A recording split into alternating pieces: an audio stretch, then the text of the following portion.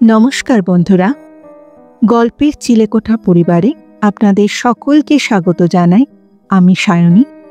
আজ আমাদের নিবেদন বিখ্যাত সাহিত্যিক শ্রী সৈকত মুখোপাধ্যায় রচিত গল্প মৃত্যুর নিপুণ শিল্প।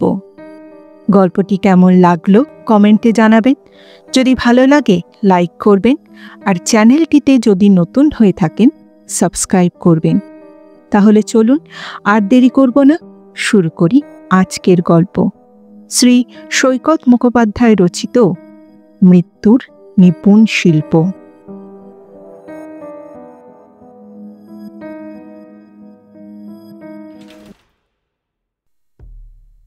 এবার অন্য কোথাও অন্য রকম দোকান দেব। হয়তো অসিতদা ঠাট্টা করে যেমন বলতেন, সেই রকম খাতা বইয়ের দোকান কিংবা রেডিমেড জামা কাপড়ের। তাতে জীবন থেকে রোমাঞ্চ হারিয়ে যাবে ঠিকই, তা যাক। দিনের শেষে ক্যাশ মিলিয়ে যখন বাড়ি ফিরে যাব, তখন জানব যা কিনেছি, যা বিক্রি করেছি, তার পেছনে আর অন্য কোনো গল্প লুকিয়ে রইল না। এমন কোনো গল্প যা ঘুমের মধ্যে দুঃস্বপ্ন দেখিয়ে আমাকে জাগিয়ে দেবে। এমন কোনো গল্প যার স্মৃতি আমাকে ধর্মতলার ব্যস্ত চৌমাথায় পক্ষাঘাতগ্রস্তের মতন চুপ করে দাঁড়িয়ে থাকতে বাধ্য করবে। হ্যাঁ, অন্য কোথাও অন্য রকম দোকান দেব। ফ্রি স্কুল স্ট্রিটের এই অ্যান্টিক শপকে আর আমি রাখব না। 7 বছর আগে যখন কপাল জোরে খুব কম সেলামিতে এই দোকানঘরটা পেয়ে গিয়েছিলাম, যখন অনেক বড় স্বপ্ন আর অল্প কিছু পুঁজি সম্বল করে আমার নিজের অ্যান্টিকের ব্যবসা শুরু করেছিলাম, সেদিনের আনন্দটাও কিন্তু মিথ্যে ছিল না। শুধু তখন ভাবতে পারিনি আমার প্রিয় এই দোকানঘরের কাউন্টার থেকেই শুরু হবে এমন অদ্ভুত এক ঘটনার পরম্পরা, যা শেষ অবধি আমার মতন এক 30 বছরের যুবককেও আতঙ্কে পঙ্গু করে দেবে। কিং কোবরা, ভারতের এক কুখ্যাত বিষধরের নামেই আমার দোকানের নামকরণ করেছিলেন এই লাইনে আমার গুরু অসিত ব্যানার্জি। আমার সেই দোকানেই বিক্রি হতো দুষ্প্রাপ্য আর ইতিহাসের গন্ধমাখা সব শিল্প সামগ্রী, বই, পাণ্ডুলিপি, দৈনন্দিন ব্যবহারের জিনিস, এক কথায় যাদের বলে অ্যান্টিক। প্রথম গ্র্যান্ড হোটেলের গাড়ি বারান্দার নিচে অসিতদাদের 100 বছরের পুরনো পারিবারিক দোকান থেকে ধারে জিনিস এনে বিক্রি করতে শুরু করেছিলাম। ফ্রি স্কুল স্ট্রিট আর তার আশেপাশে কিছু হোটেল আছে যেগুলো কলকাতার বিদেশি পর্যটকদের কাছে একেবারে পয়লা নম্বরের পছন্দ। এইসব ট্যুরিস্টরা ঠিক গ্র্যান্ড বা তাজে থাকবার মতন পয়সাওয়ালা লোক নয়, বেশিরভাগই কলেজ বা ইউনিভার্সিটির ছাত্রছাত্রী। শুধু অ্যাডভেঞ্চার আর প্রাকৃতিক সৌন্দর্যের টানে যারা ঘর ছেড়ে ভারতে আসে। এরাই 1 বছরের মধ্যে আমার কিং কোবরাকে দাঁড় করিয়ে দিল। দেশে ফিরে যাওয়ার আগে ওইসব ভিনদেশি ছেলেমেয়েরা সুভেনিয়ার হিসাবে আমার দোকান থেকে পুরনো রূপোর গয়না, থাঙ্কা, মুদ্রা এবং আরও অনেক কিছু কিনে নিয়ে যেত। কোনো মালই দোকানে পড়ে থাকত না। একেই বলে হয়তো স্থান মাহাত্ম্য। 1 বছরের মধ্যেই অসিতদার ধার শোধ করে দিয়ে নিজেই এজেন্টদের থেকে মাল কিনতে শুরু করলাম।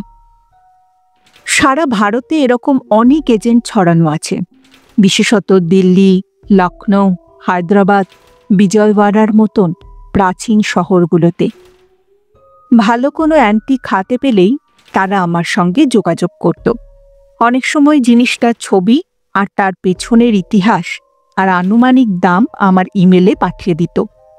যদি মাল এবং দাম পছন্দ হতো, তাহলে আমি ওদের অ্যাকাউন্টে টাকা পাঠিয়ে দিতাম।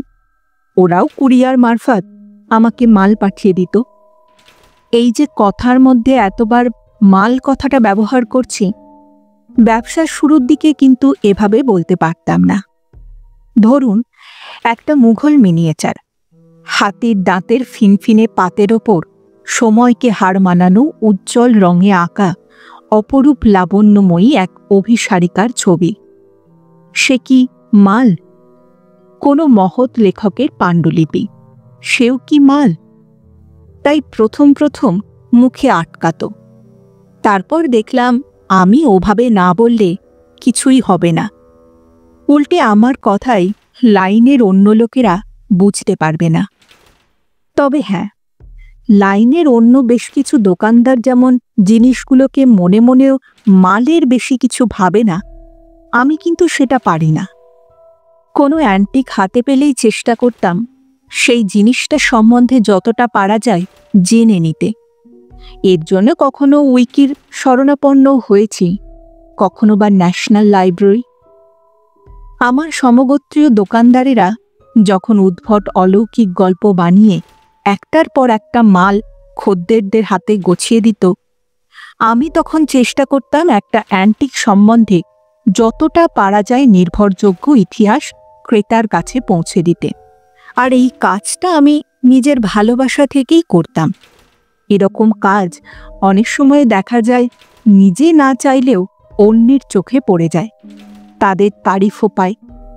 যেমন মফস্বলের বালক নিজের ভালোবাসার টানেই ফুটবল পেটাতে পেটাতেই একসময় কলকাতার বড় মাঠে লক্ষ লোকের চোখের মণি হয়ে ওঠে।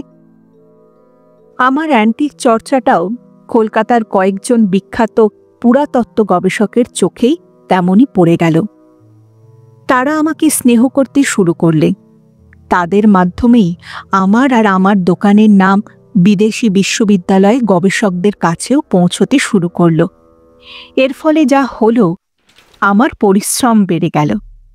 সেই সব গবেষকদের কাছ থেকে এমন অনেক জিনিস সংগ্রহ করে দেবার জন্য অনুরোধ আসতে শুরু করল যার সম্বন্ধে আমি কিছুই জানি না।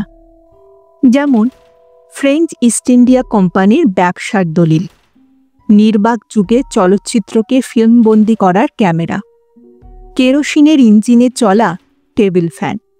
বুঝুন এবার।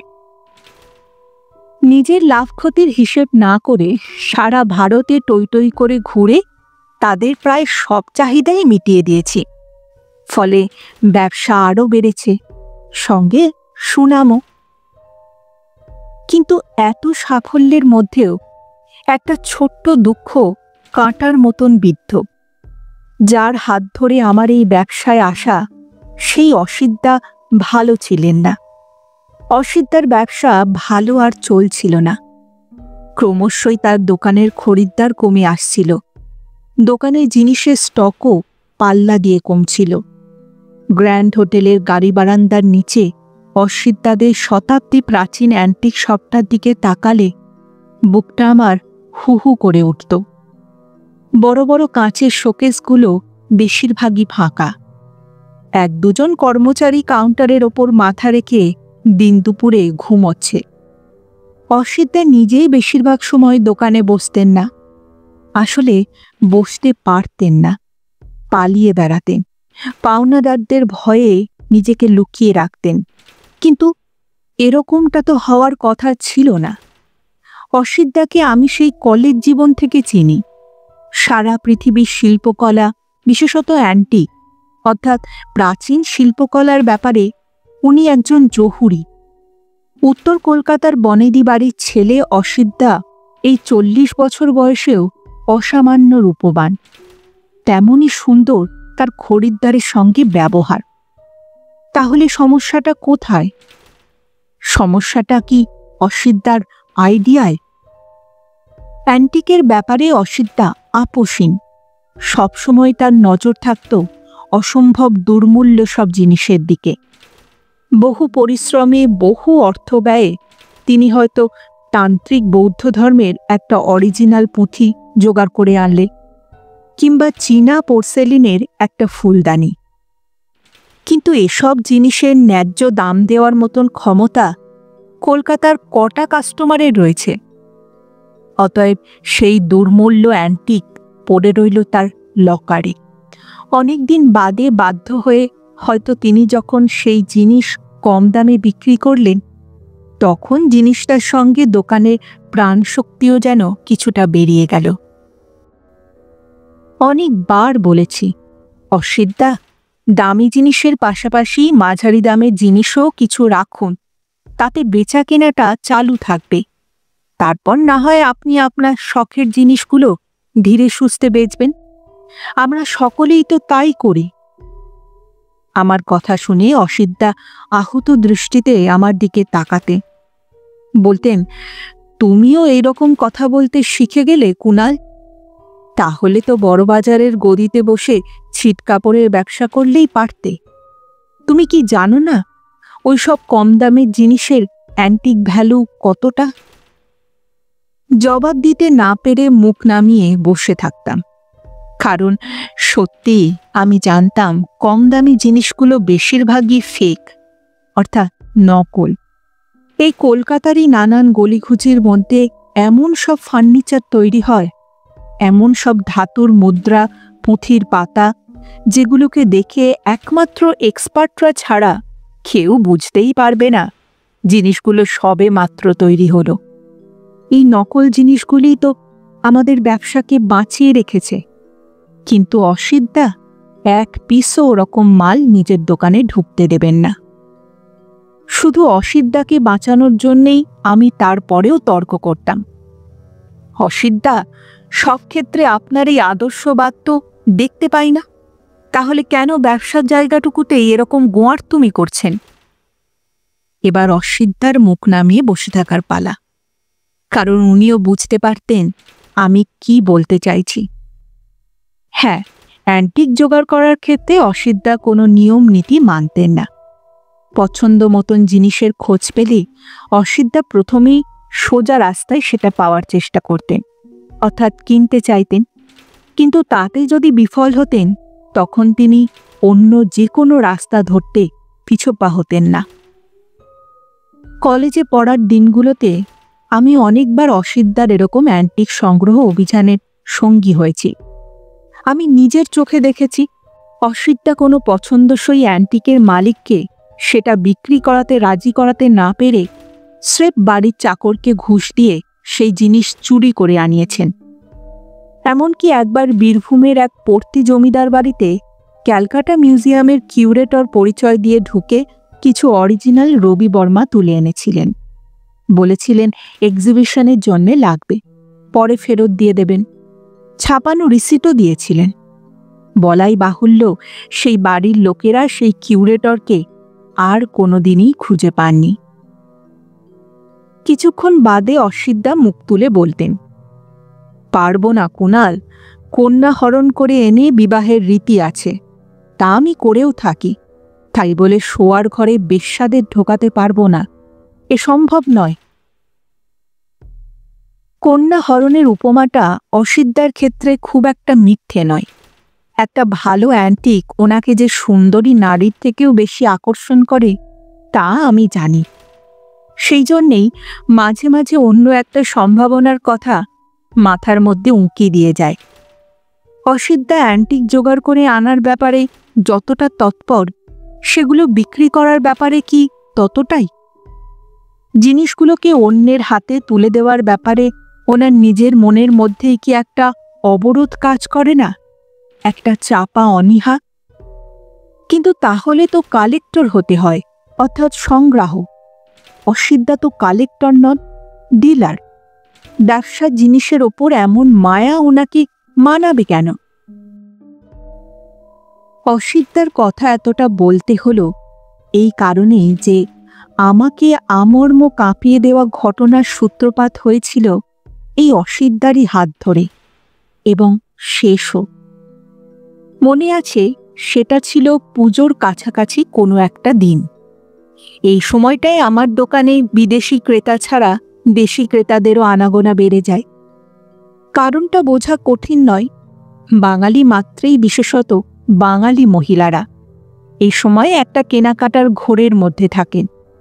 ধর্মতলার ফুটপাত থেকে নিউ মার্কেটের দম বন্ধ হওয়া গলিঘুচি পেরিয়ে সেই ঘোর লাগা জনতার একটা অংশ ফ্রি স্কুল স্ট্রিটের দিকেও উপচে চলে আসে। জামা কাপড় কেনা হয়ে গেছে, জুতো চটিও বাকি নেই, পর্দার কাপড়, পেট কভার, হ্যাঁ তাও কেনা হয়েছে। তাহলে বাকি থাকে যেটা, সেটা ঘর সাজাবার জন্যে কিছু টুকিটাকি। আর ঠিক এই সময় তাদের কারুর কারুর চোখে পড়ে আমার দোকানের শোকেস। যদিও অ্যান্টিক জিনিসটার সঙ্গে ঠিক পরিচয় নেই, তবুও সিনেমার পর্দায় কি তারা অভিজাত ঘরের সজ্জা হিসাবে ওইসব পাথরের বুদ্ধমূর্তি কিংবা ব্রোঞ্জের ফুলদানি দেখেননি? অতএব তাদের জন্যে 2-4 জন গুটি গুটি পায়ে কিংকোবরার গহ্বরে ঢুকে পড়ে এবং পছন্দসই কিছু জিনিসও কিনে নিয়ে যান। যে দিনটার কথা বলছি সেদিনও এরকম এক সুবেশা মধ্যবয়সিনী আমার দোকানের কাউন্টারে দাঁড়িয়ে এটা ওটা দেখছিলেন। আমি সাগ্রহ ভরেই তাকে সবকিছু দেখাচ্ছিলাম, কারণ মহিলার সাজ পোশাক এবং দোকানের বাইরে পার্ক করে রাখা গাড়িটা দেখে বুঝতে পেরেছিলাম এনার হাতে পয়সা আছে। এখন শুধু অ্যান্টিক সম্বন্ধে ওনার আগ্রহটা তৈরি করে নেওয়ার অপেক্ষা। তাহলে উনি হয়ে উঠতে পারেন একজন আমার পোটেনশিয়াল কাস্টমার।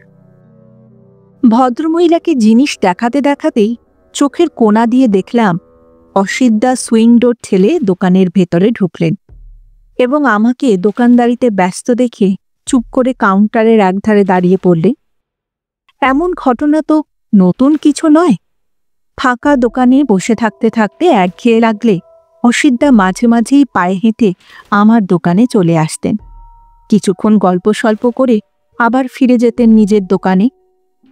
ওনার সঙ্গে এইভাবে সময় কাটাতে পারলে আমিও নিজেকে ভাগ্যবান মনে করতাম, কারণ ওই সময়ের মধ্যেই উনি আমাকে অ্যান্টিক সম্বন্ধে আরও একটু শিক্ষিত করে দিয়ে যেতেন। তা সে যাই হোক, সেই দিনের কথাতেই ফিরি।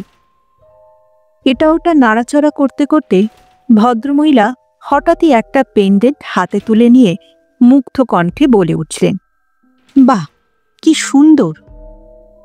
জিনিসটা আর কিছুই নয়, একটা ছোট্ট কাঁকড়ার রেপ্লিকা। সমুদ্র সৈকতে যেরকম ছোট ছোট কাঁকড়ার ঝাঁক বিদ্যুৎ গতিতে দৌড়াদৌড়ি করে, ঠিক সেই রকম। সত্যিকারের কাঁকড়া যে নয় তা তো বলা বাহুল্য। উজ্জ্বল শুভ্র অবিকল মুক্তোর মতন কোনো একটা মেটেরিয়ালে সেটা তৈরি। কাঁকড়াটাকে রূপো দিয়ে বাঁধিয়ে একটা পেন্ডেন্টের শেপ দিয়েছিলাম। ইচ্ছে করলে সেটাকে হাড়ের লকেট হিসাবেও ব্যবহার করা যায়। দুহাতের তালুতে পেন্ডেন্টটাকে নিয়ে নিজের বুকের কাছে ধরে মহিলা দোকানের দেওয়ালে টাঙানো একটা বেলজিয়াম আয়নার দিকে ঘুরে দাঁড়ালেন। নিজের প্রতিবিম্বের দিক থেকে চোখের নজর না সরিয়ে আমাকে প্রশ্ন করলেন, এটা কি দিয়ে তৈরি ভাই? আমি থতমত খেলাম। মাঝে মাঝে মেদিনীপুর থেকে একটা বছর 24-25-এর ছেলে আমার কাছে আসে, নাম পিন্টু মাইতি। পিন্টু এসে আমাকে মেদিনীপুরের নকশা আঁকা মাদুর, পুরনো পটচিত্র, পাড় বাঁধানো তালপাতার পাখা, এরকম কিছু কিছু জিনিস দিয়ে যায়। এই ধরনের হস্তশিল্প খুব দ্রুতই যে হারিয়ে যাচ্ছে, তাই অনেক সংগ্রাহক এগুলোতে আগ্রহ দেখান। আমি পিন্টুর কাছ থেকেই এগুলো নিয়ে রেখে দিই। জিনিসগুলো বিক্রিও হয়ে যায় বেশ তাড়াতাড়ি।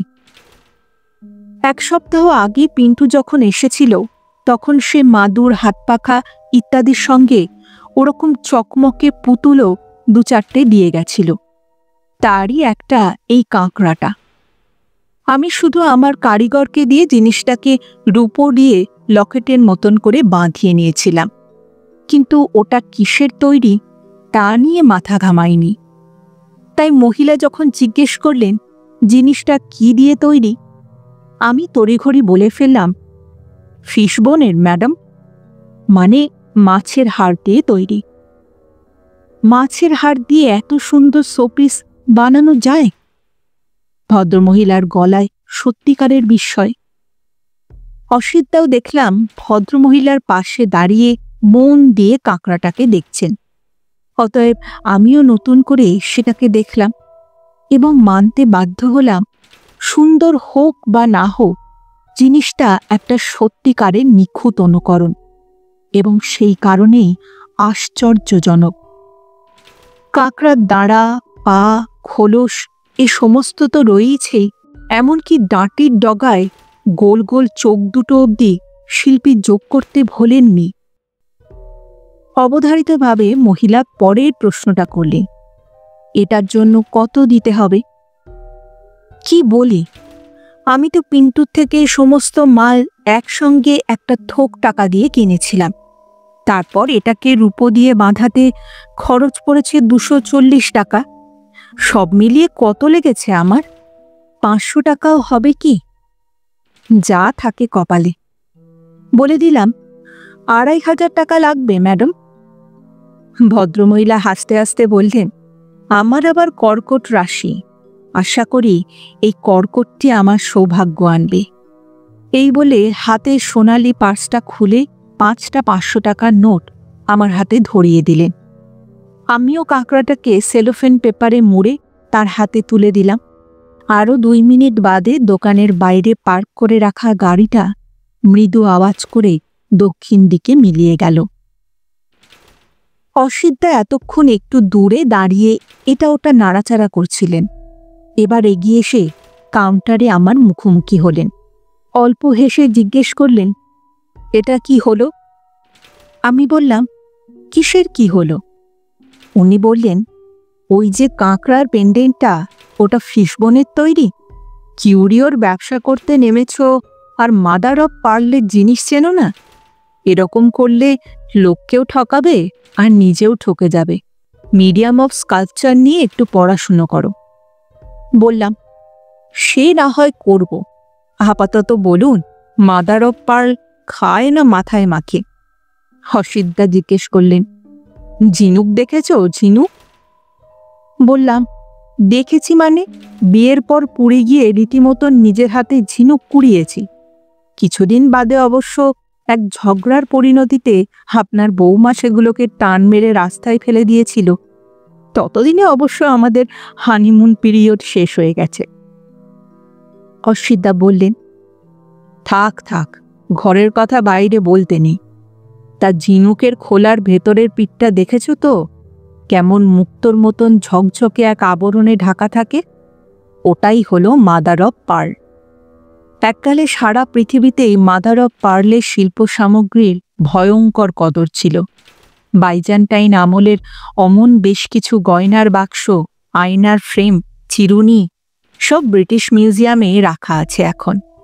হায়দ্রাবাদে যদি কখনো যাও, সালারজং মিউজিয়ামে মাদার অফ পার্লের কালেকশন দেখে আসবে। আমার তো এখনই একটা বারুদদানির কথা মনে পড়ছে। ওহ, অপূর্ব। বললাম, আজকাল আর ও জিনিস তৈরি হয় না অসিতদা? উনি বললেন, সমুদ্রের ধারে ট্যুরিস্ট স্পটগুলোতে মাদার অফ পার্লের দুল, মালা, পাঞ্জাবির বোতাম এসব মোটা দাগের জিনিস এখনো কিছু কিছু বিক্রি হয়, কিন্তু এরকম আর্ট অবজেক্ট একই সুন্দর তাই দুষ্প্রাপ্য।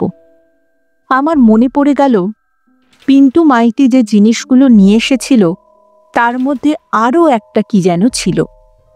তাড়াতাড়ি দোকানের পেছনে সে তার রুমের মতন ঘরটায় গিয়ে একটু খোঁজাখুঁজি করতে পিন্টুর আনা জিনিসগুলোর মধ্যে সেটাকে খুঁজে পেলাম।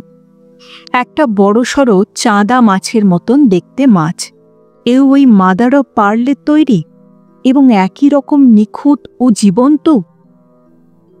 মাছটাকে হাতে নিয়ে কাউন্টারের দিকে এগিয়ে আসতে আসতে নিজেকেই নিজে গালাগালি দিচ্ছিলাম। বুঝতে পারছিলাম আমার মধ্যে অন্য অনেক কিছু থাকতে পারে, কিন্তু অসিতদার মতো শিল্পীর চোখ নেই। তা যদি থাকতো তাহলে এই জিনিসটাকে স্টোররুমে ফেলে রাখতাম না। একটু আগে সেই মহিলা কিংবা অসিতদা চোখে আঙুল দিয়ে দেখিয়ে দেওয়ার আগে আমি নিজেই দেখতে পেতাম কাঁকড়া কিংবা এই মাছটার অপরূপ শিল্প সৌকর্য।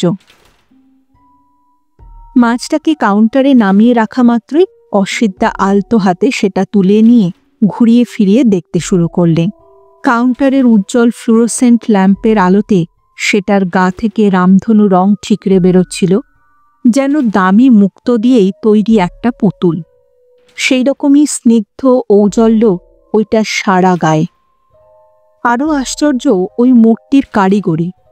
মাছটার আকার, আয়তন, কানকো, পাখনা সব কিছু অবিকল জীবন্ত এক চাঁদা মাছের মতন। এমনকি গায়ের আঁশগুলোও যেন নখ দিয়ে খুঁটে নেওয়া যাবে, এতই সূক্ষ্ম। হুঁশ ফিরল অসিতদার কথায়। তিনি বললেন, ভাবছি এই মিডিয়ামে এত সূক্ষ্ম কারুকাজ আগে কোথাও দেখেছি কিনা। এত ভঙ্গুর জিনিস দিয়ে এমন কাজ যে কেউ করতে পারে, সে তো সহজ শিল্পী নয়। তবু আপত্তি না থাকলে একটু বলো না, এই জিনিস কোত্থেকে কালেক্ট করলে? আমি সঙ্গে সঙ্গে বললাম, ছিছি অসিতদা, আপনি না থাকলে আমি আজ কোথায় পড়ে থাকতাম বলুন তো?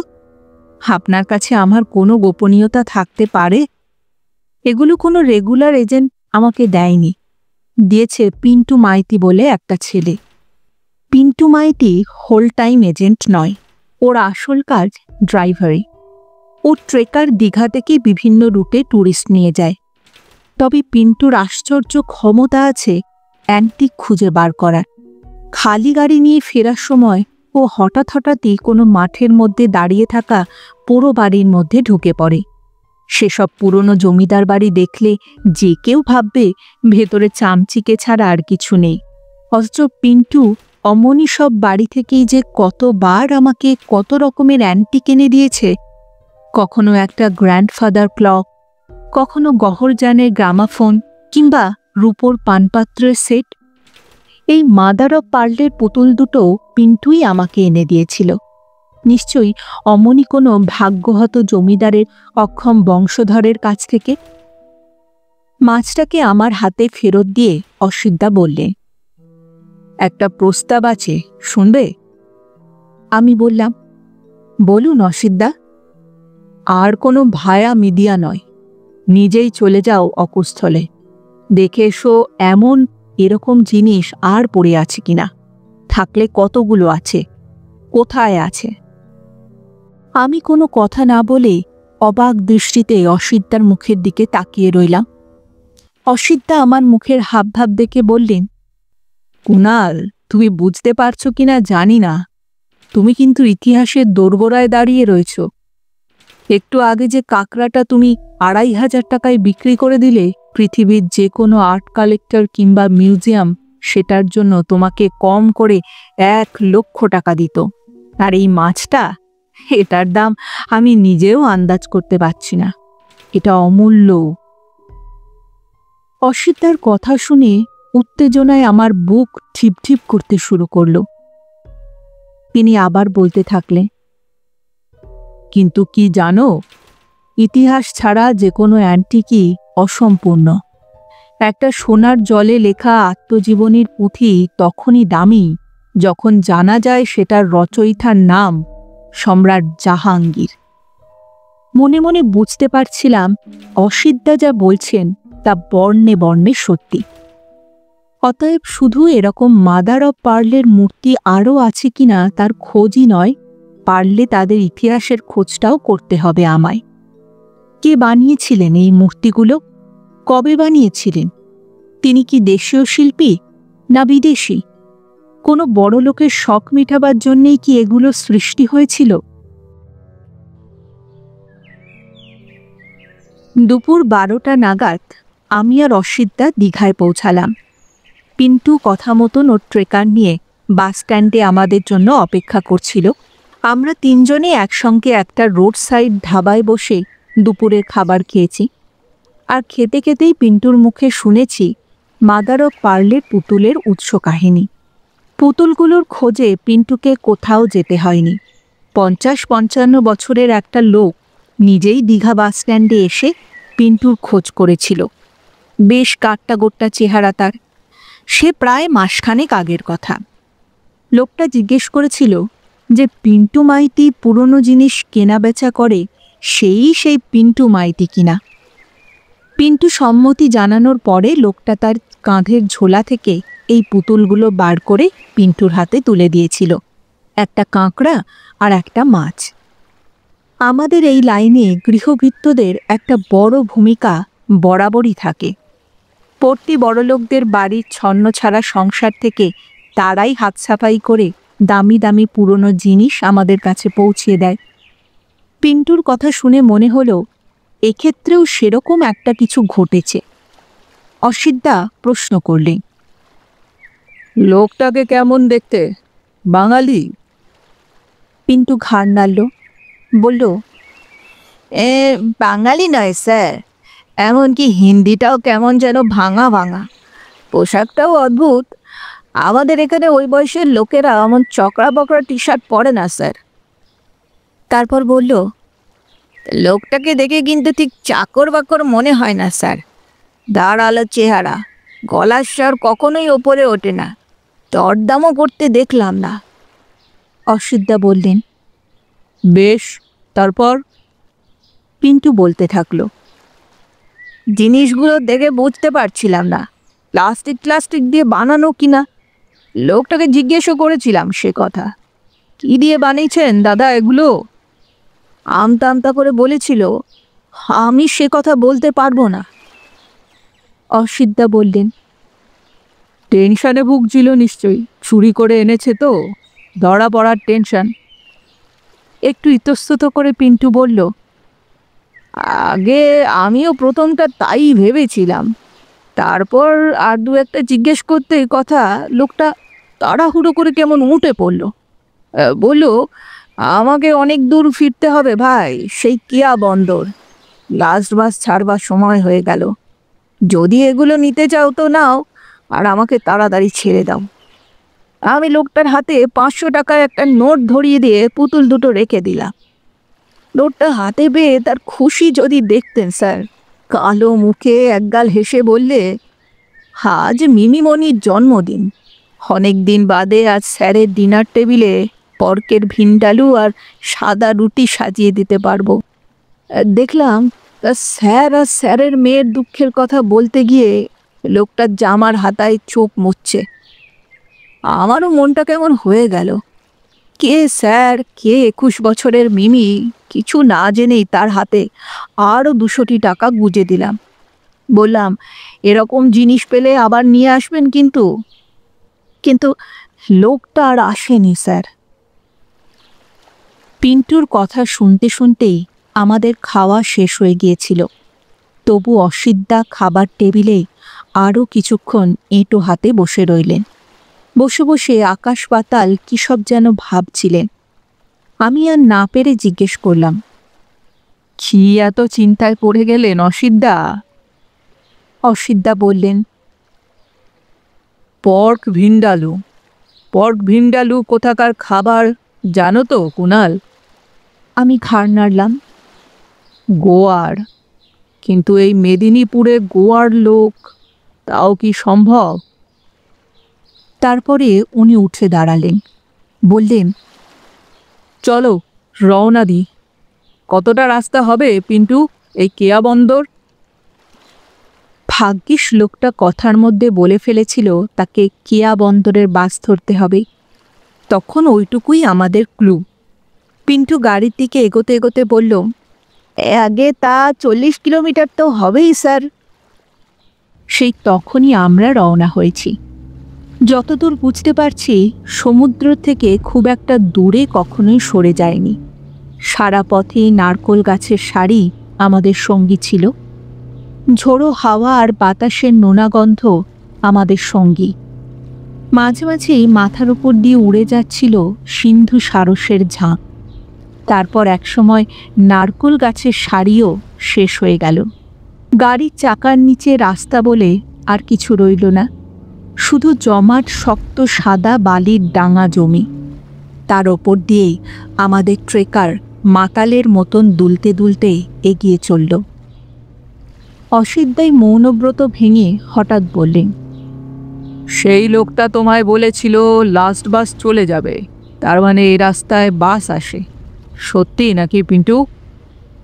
পিন্টু মুচকি হেসে বলেছিল, হ্যাঁ আগে লাস্ট বাস আবার কি, দিনে ওই একটাই বাস দীঘায় যায়, আবার ফিরেও আসে, ওই লাস্ট ওই ফার্স্ট। আবার আমরা চুপ। সূর্য অস্ত গেল, কিন্তু আকাশে গোধূলির রং দেখলাম না। হঠাৎই গোটা আকাশটা যেন একটা চিটচিটে নোংরা কাপড়ের মতন ধূসর হয়ে উঠল, আর তারই এক কোণে কাপড় কাচা সাবানের মতো হরহরে হলুদ একটা চাঁদ উঠল। একটা অস্বস্তি ক্রমশ বুকে চাপ হয়ে বসছিল, কিন্তু কেন সেটা ঠিক বুঝতে পারছিলাম না। সেটা কি এই কারণে যে এত রিক্ত, এত রুক্ষ প্রকৃতির সঙ্গে আগে কখনো পরিচয় হয়নি বলে? তাই হবে। এই বালিয়াড়ির প্রান্তর দেখে কি জানি কেন কেবলই মনে হচ্ছিল একে কেউ লুটে নিয়েছে, নষ্ট করে দিয়েছে একে। একজন টাকমাথা লোককে দেখলে কিছুই মনে হয় না, কিন্তু কেমোথেরাপির ফলে যার মাথার চুলগুলো ঝরে গেছে তাকে দেখলে মনের মধ্যে একটা অস্বস্তি ছড়িয়ে পড়ে না? এ যেন অনেকটা সেই রকমই। আর চোখে তাকিয়ে দেখলাম আমার পাশে বসে থাকা অসিদ্দার মুখের দিকে। তারপর গাড়ির আয়নায় দেখলাম পিন্টুর মুখের আংশিক প্রতিচ্ছবি। মনে হলো ওদের দুজনের মনের অবস্থাও আমারই মতন। আমরা কেউই অনেকক্ষণ কোনো কথা বলিনি, যে যার নিজের চিন্তার মধ্যে ডুবেছিলাম। হঠাৎ চোখের সামনে দেখা দিল একটা গ্রাম। ছায়া সুনিবিড় শান্তির নির্ধরনের কিছু নয়, জড়ামড়ি করে দাঁড়িয়ে আছে ৩০-৪০টা ভাঙাচোরা কুঁড়েঘর। এখানে ওখানে বাঁশের খুঁটিতে মেলে দেওয়া আছে মাছ ধরার জাল। আষ্টে গন্ধে অন্নপ্রাশনের ভাত উঠে আসতে চাইছে। সন্দেহ নেই এটা জেলেদের গ্রাম। গ্রামে বিদ্যুৎ নেই। ঘরগুলোর ফাঁক ফোকর দিয়ে টেমির আলো আর শিশুদের পরিত্রাহী কান্নার আওয়াজ একই সঙ্গে ছিটে বেরোচ্ছিল। মাঝে মাঝে তার সঙ্গে যুক্ত হচ্ছিল নারী কণ্ঠের চিল চিৎকারও। গাড়ি থেকে নেমে আমরা তিনজনে শরীরের খিল ছাড়াচ্ছিলাম আর ভাবছিলাম, গ্রামের পুরুষদের দেখছি না কেন? তাদের গলার আওয়াজই বা কই? অবশ্য এই প্রশ্নের উত্তর পেতে বেশি দেরি হলো না আমাদের। আমরা যেখানে দাঁড়িয়েছিলাম সেখান থেকে অল্প দূরেই একটা বড় চালাঘর ছিল।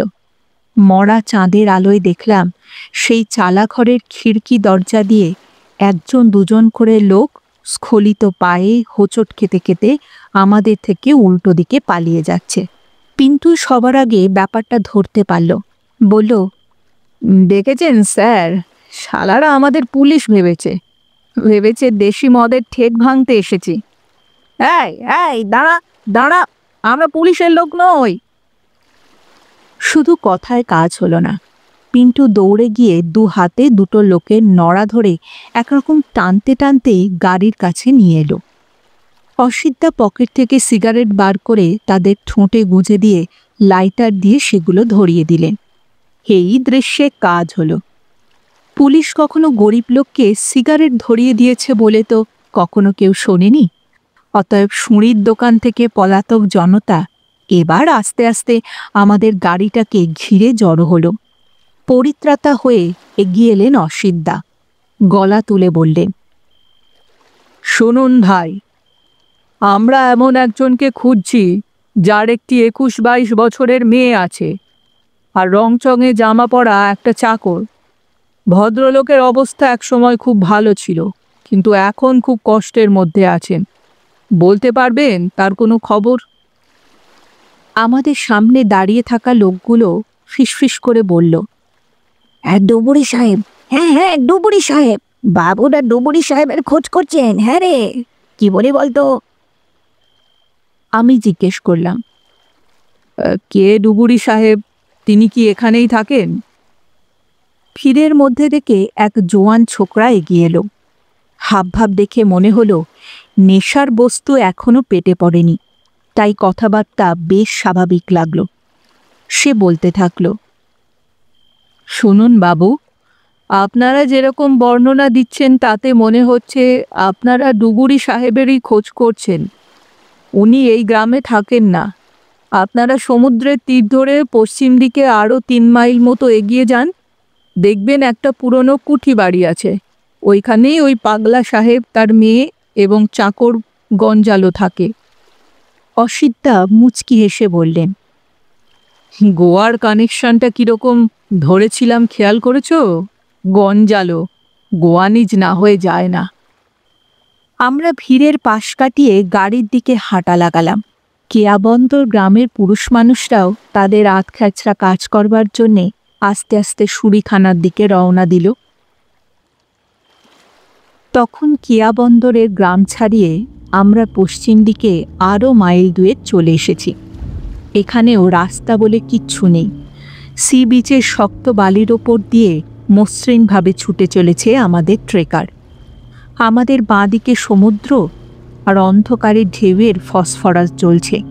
আমাদের ডান দিকের উঁচু নিচু বালিয়াড়ি ছেয়ে রয়েছে অন্তহীন এক গুল্মের ছোপে।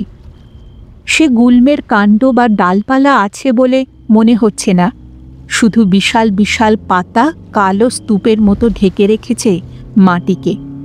মাঝে মাঝে পাতার ফাঁকে ফুটে থাকা সাদা ফুল সেই অন্ধকারের বুকে ঢেউয়ের ফসফরাসের মতনই জলজল করে উঠছে। পিন্টুর মতে ওগুলো নাকি কেয়া গাছের ঝোপ। ধুধু বালিয়াড়ির মধ্যে হঠাৎ করে এই কেয়া গাছের আধিক্যের জন্যেই নিশ্চয়ই জায়গাটার নাম কেয়া বন্দর হয়েছে। একসময় রাস্তা বাঁক নিল, বালিয়াড়ি চলে এলো আমাদের বাম দিকে, আমাদের আর সমুদ্রের মাঝখানে। উঁচু নিচু বালির ঢিবির আড়ালে মাঝে মাঝেই অদৃশ্য হয়ে যাচ্ছিল সমুদ্র। এরকম একটা বাঁক ঘুরতেই চোখে পড়ল সেই আশ্চর্য বাড়িটা। পৃথিবীর নির্জনতম বাড়ি কি এইটাই? মনে মনে প্রশ্ন জাগল। দক্ষিণ পশ্চিম আর পূর্বে সমুদ্র, উত্তরে ধুধু বালিয়াড়ি, এরই মাঝে দাঁড়িয়ে রয়েছে সেই দোতলা কুঠি বাড়ি। দেখলেই বোঝা যায় অনেক বয়স হয়েছে সেই বাড়ির। ওরকম গোল মিনারের মধ্যে দিয়ে উঠে যাওয়া সিঁড়ি, পুরু দেওয়াল, ছোট ছোট খড়খড়ি বসানো জানালা আর ঢালাই লোহার কারুকার্য করা রেলিং, এর কোনোটাই আজকালকার বাড়িতে দেখা যায় না। আমি আর অসিতদা গাড়ি থেকে নামলাম। পিন্টু গাড়িতেই বসে রইল। কথা হলো, আমরা ডাকলে তবেই ও ভেতরে ঢুকবে, না হলে ঢুকবে না। জ্যোৎস্নার আলোয় দেখলাম সরু একটা পায়ে চলা রাস্তা বালিয়াড়ি পেরিয়ে বাড়ির হাতার মধ্যে ঢুকে গেছে। অবশ্য সীমানার পাঁচিল এখানে ওখানে ভেঙে যাওয়ার ফলে বালিয়াড়ি নিজেই অনেকটা জায়গায় বাড়িটার বাগানের মধ্যে ঢুকে পড়েছে। পাঁচিলের ভেতরেই গজিয়ে উঠেছে বড় বড় ফণি মনসা আর খেজুরের গাছ। মনে মনে প্রশ্ন জাগল, এ বাড়িতে কি আদেও কেউ থাকে? হ্যাঁ, থাকে। অতগুলো জানলার মধ্যে মাত্র দুটো জানলায় আলো দেখা যাচ্ছে তখন, একটা একতলায়, অন্যটা দোতলায়। আমি আর অসিতদা একটু ইতস্তত করে বন্ধ সদর দরজার কড়া ধরে নাড়া দিলাম। প্রায় সঙ্গে সঙ্গেই দরজা খুলে গেল। বুঝতে পারলাম এই নির্জন জায়গায় গাড়ি এসে দাঁড়ানোর আওয়াজ বাড়ির বাসিন্দাদের কান এড়ায়নি। সম্ভবত বিভিন্ন ফাঁক ফোকর দিয়ে তারা আমাদের ওপর নজরও রাখছিল। তারা কারা, কতজন, সেসব এখনো জানি না যদিও। আপাতত যে দরজা খুলল সেই যে পিন্টু বর্ণিত গঞ্জালো, সেটা বুঝতে বেশি সময় লাগল না। লক্ষ্য করলাম পিন্টু যতটা বলেছিল লোকটার চোখ তার চেয়েও বেশি উজ্জ্বল। আমাদের সামনে দৃপ্ত ভঙ্গিতে খাড়া হয়ে দাঁড়াবার চেষ্টা করছিল গঞ্জালো, এক বনেদি বাড়ির বাসিন্দার যেভাবে দাঁড়ানো উচিত। তবে ঠিক পেরে উঠতে পারছিল না। কোথায় যেন একটা ধরা পড়ে যাওয়া চোরের মতো হাবভাব ফুটে উঠেছিল ওর মুখে। ভেতরের কোনো অজানা ভয়ে সে কুঁকড়ে যাচ্ছিল। অসিতদা সেটা খেয়াল করলেন কি না জানি না, বেশ নরম গলাতেই বললেন, সাহেবকে একটু খবর দাও না ভাই, বলো কলকাতা থেকে দুটো ভদ্রলোক দেখা করতে এসেছেন। আমরা কলকাতা মিউজিয়াম বোঝো তো, জাদুঘর, সেই জাদুঘর থেকে আসছি। ওনার হাতে গড়া কয়েকটা জিনিস নিয়ে একটু কথা বলবো। দরজার দুই পাল্লায় দু হাত রেখে দাঁড়িয়ে রইল গঞ্জালো। যখন আমরা ভাবছি এরপর কি করা যায়, ঠিক তখনই ঘটনাবলী এক অভাবনীয় মোড় নিল। সদর দরজা, অর্থাৎ আমরা যেখানে দাঁড়িয়েছিলাম তারপরেই হলঘর, ওখানে দাঁড়িয়েই আমরা দেখতে পাচ্ছিলাম হলের শেষ প্রান্ত থেকে উঠে গেছে দোতলায় উঠবার কাঠের ঘোরানো সিঁড়ি। হঠাৎই সেই সিঁড়ির বাকি দীর্ঘকায় এক মানুষ এসে দাঁড়ালে দোতলা থেকে আমাদের গলার আওয়াজ পেয়েই নেমে এসেছেন গৃহকর্তা। তার গুরুগম্ভীর গলাও শুনতে পেলাম। কি হয়েছে গঞ্জালো, এত রাত্রে কে এলো? গঞ্জালোর মুখটা ভয়ে ফ্যাকাশে হয়ে গেল। সে দ্রুত পিছনে ফিরে গৃহস্বামীর দিকে মুখ তুলে বলল, আপনি আবার নেমে এলেন কেন? এই কথা বলতে গিয়ে দরজা থেকে তার হাতের আগল সরে এলো, আর সেই সুযোগে আমরাও হলঘরে ঢুকে পড়লাম। সিঁড়ির যেখানটায় ভদ্রলোক দাঁড়িয়েছিল ঠিক সেইখানটাতে দেওয়ালের গায়ে একটা কেরোসিনের দেওয়ালগিরি ঝোলানো ছিল।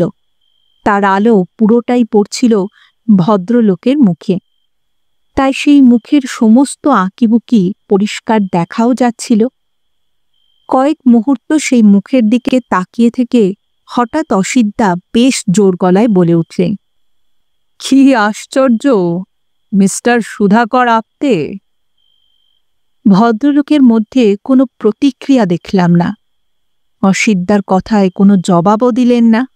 সিঁড়ি রেলিংয়ের ওপরে তার দীর্ঘ দেহ ঝুঁকে পড়ল। এমনকি স্পষ্ট শুনতে পেলাম তিনি গুনগুন করে একটা গানের সুর ভাজছেন। অসিতদা ক্রুদ্ধ গলায় চেঁচিয়ে উঠলেন, মিস্টার আপতে, আমার নাম Asit Banerjee. You can't ignore me in this fashion. আমি কিন্তু আপনার সব কথা জানি। কিন্তু তাতেও ভদ্রলোকের চলায় বিন্দুমাত্র শ্লথতা এলো না। তিনি একই গতিতে বাকি সিঁড়ি কয়টা ভেঙে আমাদের চোখের সামনে থেকে মিলিয়ে গেলেন। অসিতদা আমার হাত ধরে টান দিলেন, চলো তো কুনাল, ওর মজা আমি দেখাচ্ছি। ভেবেছে কি পালিয়ে বাঁচবে? হ্যাঁ। গঞ্জালোর পেছনে পেছনে কাঠের সিঁড়ি বেয়ে দোতলায় পৌঁছলাম। সাধারণত এই ধরনের পুরনো আমলের বাড়ি বলে মহার্ঘ সব আসবাবপত্র, মূর্তি, ছবি, বেলজিয়াম আয়না, ঝাড়লণ্ঠনে সমৃদ্ধ যে ছবি মাথায় আসে, এই বাড়িতে তার কিছুই নেই। শুধু ইট সিমেন্টের স্ট্রাকচারটাই যা পড়ে আছে, আর রয়েছে স্থানীয় ছুতোরের তৈরি দু একটা বেঢপ চেয়ার টেবিল। অসিতদা ফিসফিস করে মন্তব্য করলেন, সব বেঁচে খেয়েছে, সব। আমারও মনে একই কথা আসছিল। গঞ্জালো আমাদের রাস্তা দেখিয়ে যে ঘরটায় নিয়ে গেল, সেটা একটা মাত্র দেওয়ালগিরির কাপা কাপা আলোয় সামান্যই আলোকিত হচ্ছে। পাশে টিপয়ের ওপর নামানো বোতল আর গ্লাস। দেশি মদের গন্ধে ঘরের বাতাস ভারী হয়ে আছে। ভদ্রলোকের শরীরের যা কাঠামো, তা আম বাঙালির চিন্তার বাইরে। বোধহয় 6.5 ফিটের মতো লম্বা হবে। সেই রকম চওড়া কাঁধ, টানা টানা চোখ, ভারী চিবুক আর চোখা নাক। পরিধানে পুরনো কিন্তু পরিষ্কার সাদা পাঞ্জাবি আর পাজামা। কিন্তু কোমরের কাছে চাপা ওরকম পাঞ্জাবিও বাঙালিরা পরেন না। কারা যেন পরে, ঠিক মনে পড়ছে না। আমাদের দেখে ভদ্রলোকের মধ্যে কোনো বিকার দেখা গেল না। চেয়ারের হাতলে আঙুলের টোকায় একটা সমও ফাঁক পড়ল না। এতক্ষণ গঞ্জালো আমাদের একেবারে কাছাকাছি থাকায় সংকোচে অসিতদাকে জিজ্ঞেস করতে পারছিলাম না ভদ্রলোকের পরিচয়, কিংবা অসিতদা ওনাকে চিনলেন কেমন করে। এখন আমাদের ঘরে ঢুকিয়ে দিয়ে গঞ্জালো বাইরে অপেক্ষা করছে। ওর এই অনুপস্থিতির সুযোগে আমি অসিতদাকে জিজ্ঞেস করলাম, অসিতদা, আমি যে কিছুই বুঝতে পারছি না। দাঁড়াও দাঁড়াও, আগে ওনার সঙ্গে কথা বলতে দাও। অসিতদার সম্পূর্ণ মনোযোগ দেখলাম সুধাকর আপতের দিকে। দুপা এগিয়ে এসে অসিতদা বেশ জোরেই ডাকলেন, মিস্টার আপতে। সুধাকর আপতে মুখ তুলে তাকালেন, তারপর একটু জড়ানো গলায় জিজ্ঞেস করলেন, কে আপনি? অসিতদা কড়া গলায় বললেন, একটু মনে করে দেখুন, আমাকে আপনি চিনতে পারবেন। একটু আগেই একবার বলেছি আমার নাম অসিত ব্যানার্জি। 20 বছর আগে গোয়ার পানাজি শহরে আপনার সঙ্গে মুলাকাত হয়েছিল। মনে পড়ছে? গোলাপি মুক্তোর কথা মনে পড়ছে মিস্টার আপতে? সুধাকর আপতে আচ্ছন্নের মতো বসে রইলেন। অসিতদার কথার কোনো জবাব দিলেন না। সেই আচ্ছন্নতার সবটাই পানীয়ের প্রভাব বলে মনে হল না যদিও। সত্যিই বোধহয় ওনার মাথার ভেতরে একটা অন্ধকার ঘনিয়ে উঠেছে। আমার মায়া হচ্ছিল, কিন্তু অসিতদা দেখলাম ছাড়ার পাত্র নন। তার কারণ নিশ্চয়ই ওই ভদ্রলোক সম্বন্ধে অসিতদার কোনো তিক্ত অভিজ্ঞতা। সুধাকর আপ্তের মুখোমুখি দাঁড়িয়ে অসিতদা আবার বলতে শুরু করলেন, মনে করে দেখুন মিস্টার আপ্তে, 1993 জুন মাস আমাদের অ্যান্টিক ব্যবসায়ীদের গ্রে মার্কেটে, মানে চোরাই মালের বাজারে একটা খবর ছড়িয়ে পড়ল। হায়দ্রাবাদের নিজামের হারিয়ে যাওয়া গোলাপি মুক্তোর কণ্ঠহার নাকি আজ 200 বছর বাদে খুঁজে পাওয়া গেছে। খুঁজে পেয়েছেন সুধাকর আপ্তে নামে এক মেরিন বায়োলজিস্ট, যিনি গোয়ার মেরিন বায়োলজি ইনস্টিটিউটে মুক্ত নিয়ে গবেষণা করছেন। তখন আমি সবে ব্যবসায় ঢুকেছি।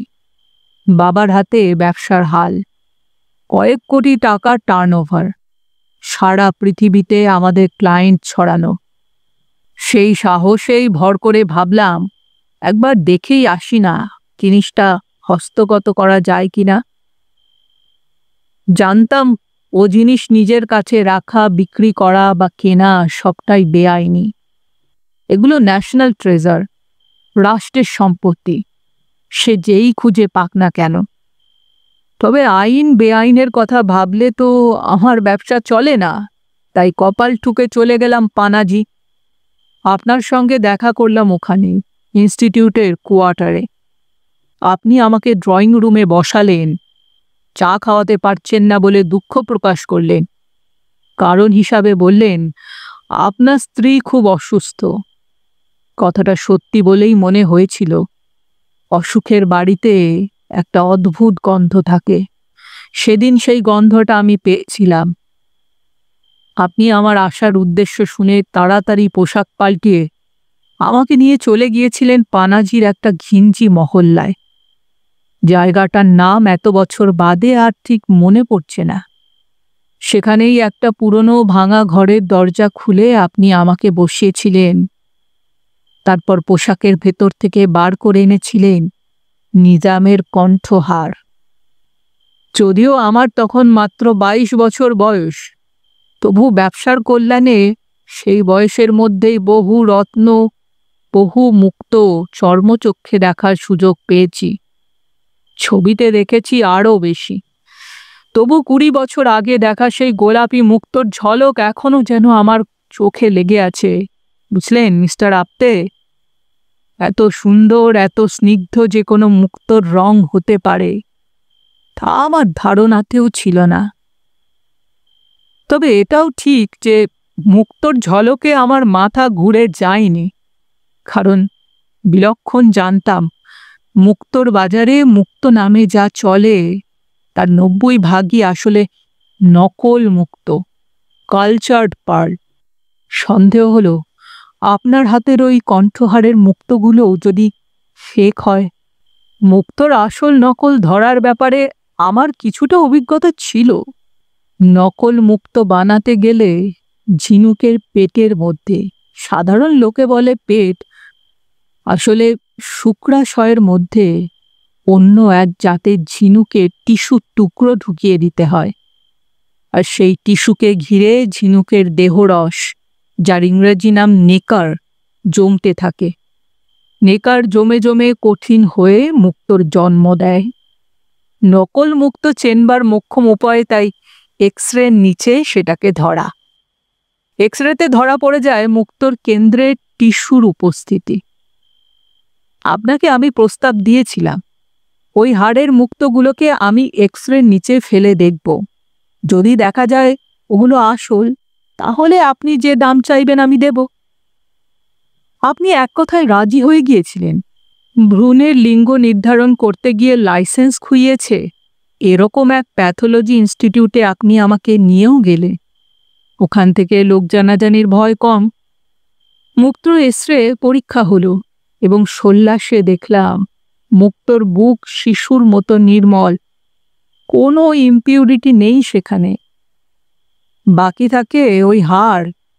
আপনি কোথা থেকে পেলেন, কেমন করে নিশ্চিত হলেন যে ওটা নিজামেরই সম্পত্তি, সেই গল্প। আর সেটাও আপনি যথেষ্ট বিশ্বাসযোগ্যভাবেই বললেন। আপনি বললেন ভারতের সমস্ত পুরনো মুক্তই ছিল আপনার গবেষণার বিষয়। সেই গবেষণার সূত্রে আপনি পৌঁছিয়ে যান নিজামের এক ভাগ্যহত উত্তরপুরুষের কাছে, যিনি এতদিন বংশের পূর্ব গরিমার চিহ্ন হিসাবে ওই হাড়কে আগলে রেখেছিলেন। কিন্তু শেষ অবধি আর পেটের জ্বালা সহ্য করতে না পেরে সেটাকে আপনার হাতেই তুলে দিয়েছেন। এই মুক্ত বিক্রি করে যা পাওয়া যাবে তা নাকি সেই নিজাম বংশধরের হাতেই তুলে দেবেন আপনি, নিজে এক পয়সাও রাখবেন না। আপনার ওপর শ্রদ্ধায় আমার মন ভরে গিয়েছিল মিস্টার আপতে। কথা হলো পরের দিনই আপনার ওই বস্তির ভেতরের ঘরটায় আমরা আবার যাব, আর সেখানেই আপনি আমার হাতে হাতটা তুলে দেবেন, আর আমি আপনাকে তার বদলে দেব নগদ টাকা। চেক নয়, ক্যাশই চেয়েছিলেন আপনি। কিন্তু তার আর দরকার পড়ল কি? দরকার পড়ল না, কারণ সেদিনই সন্ধেবেলায় আপনার স্ত্রী আমাকে ফোন করলেন। হ্যাঁ, আপনার সেই অসুস্থ স্ত্রী, যিনি ক্যান্সারে শেষ অবস্থায় পৌঁছে গিয়েছিলেন। আমি আজও জানি না উনি আমার হোটেলের ফোন নাম্বার কোথা থেকে পেয়েছিলেন। হয়তো আপনি যখন বাড়ির বাইরের ঘরে বসে আমার কাছ থেকে নম্বরটা নিয়েছিলেন, তখন কোনো কাগজের ওপর সেটা লিখে রেখেছিলেন, সেটাই ওনার নজরে পড়ে যায়। সে যাই হোক, আপনার স্ত্রী চোখের জলে ভাসতে ভাসতে আমাকে জানান যে তার স্বামীটি একটা জোচ্চোর। আপনি মেরিন বায়োলজিস্ট সুধাকর আপতে এমন এক বৈজ্ঞানিক পদ্ধতি আবিষ্কার করেছেন যার ফলে ঝিনুকের শরীরের ভেতরে অন্য কোনো ঝিনুকের নয়, তার নিজের শরীরের টিস্যু ঢুকিয়েই তার মুক্ত রস ক্ষরণে উদ্দীপ্ত করা যায়।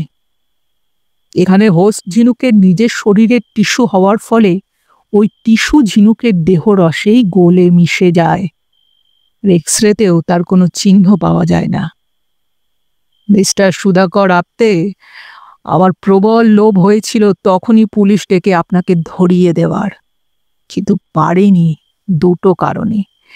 এক, আমার নিজের হাতও খুব একটা পরিষ্কার নয়, তাই পুলিশের চক্করে পড়তে আমি চাইনি।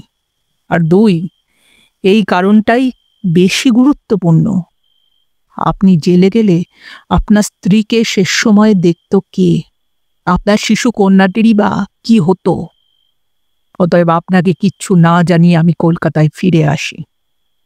আপনি কিন্তু শেষ রক্ষা করতে পারেননি। তারপরেও চুরি বোধহয় আপনার রক্তেই আছে, বলুন। বছরখানেক বাদেই আবার কাগজে দেখলাম গোয়ার মেরিন বায়োলজিস্ট ইনস্টিটিউট থেকে এক অধ্যাপককে চুরির দায়ে বহিষ্কার করা হয়েছে। নাম সুধাকর আপতে। কি যেন এক দুষ্প্রাপ্য ঝিনুক চুরি করে পালিয়েছিলেন আপনি। আজ আপনাকে মেদিনীপুরের এই পাণ্ডব বর্জিত জায়গায় দেখে বুঝতে পারছি, তখন থেকেই পুলিশের চোখ এড়িয়ে আপনি এখানে বসে আছেন। অনেকক্ষণ একটানা কথা বলার পর অসিতদা একটু থামলে। আমি পুরো সময়টাই সুধাকর আপতের মুখের দিকে তাকিয়েছিলাম। একবারের জন্যও সেই মুখে কোনো ভাবের প্রকাশ দেখিনি, কিন্তু অসিতদা সেটা বুঝতে পারলেন বলে মনে হলো না। তিনি হাতের মুঠো দুটো শক্ত করে বললেন, পাগল সেজে বসে থাকলে পার পেয়ে যাবেন মিস্টার আপতে। 20 বছর আগে নকল মুক্ত তৈরি করেছিলেন, আর এখন তৈরি করছেন মাদার অফ পার্লের অ্যান্টিক রেপ্লিকা।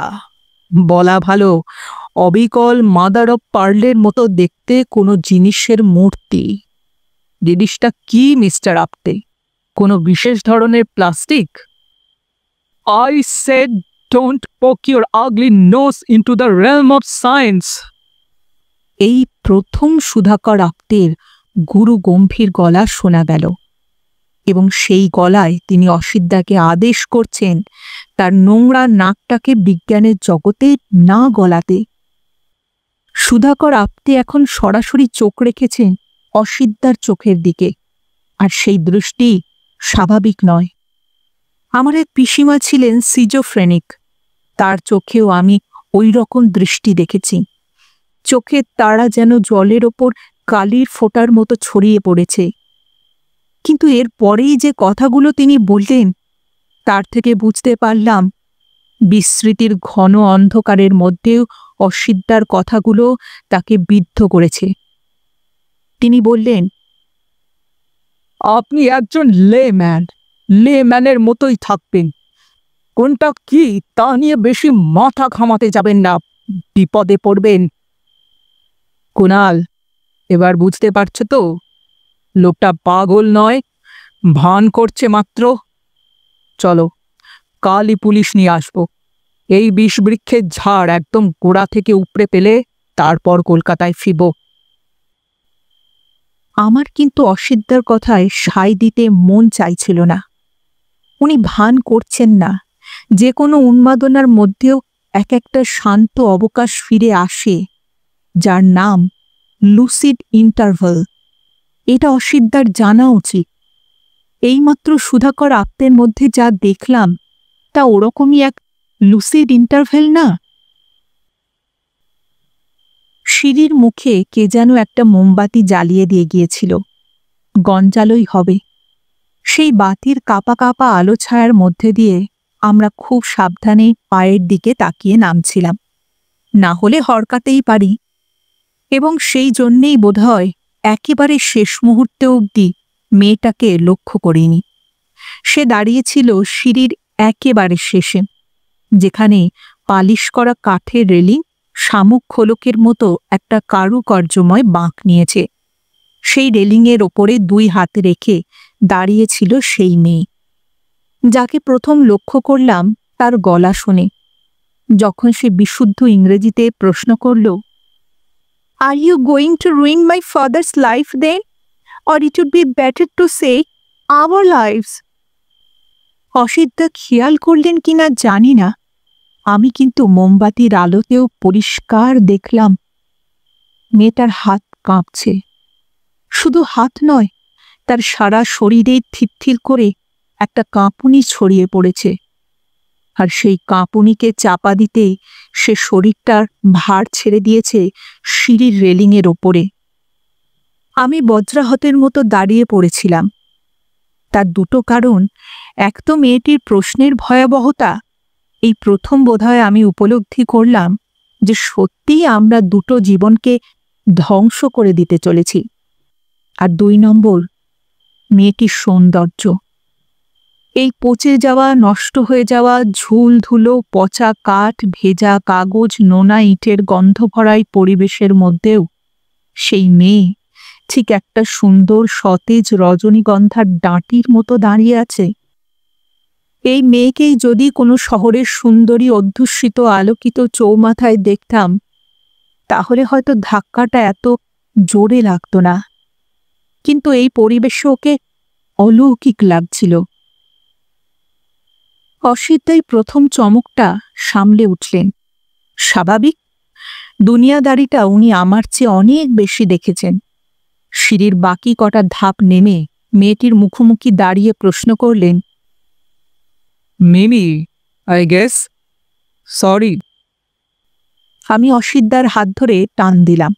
বললাম, চলুন অসিদ্ধা, মাথা গরম করবেন না। কিন্তু আমাকে অবাক করে দিয়ে এবার মিমি অসিদ্ধার দিকে এগিয়ে এলো। মিমির পরনে একটা চাপা স্কার্ট, ওর বালিঘড়ির মতো ফিগারের প্রতিটি ভাঁজ দৃশ্যমান।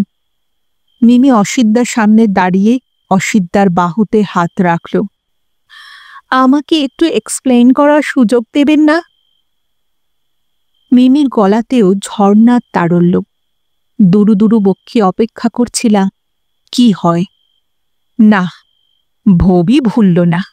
অসিদ্ধা কাঁধ থেকে মিমির হাতটা এক ঝটকায় সরিয়ে দিয়ে দরজার দিকে এগোতে এগোতে বললেন, we will come back tomorrow.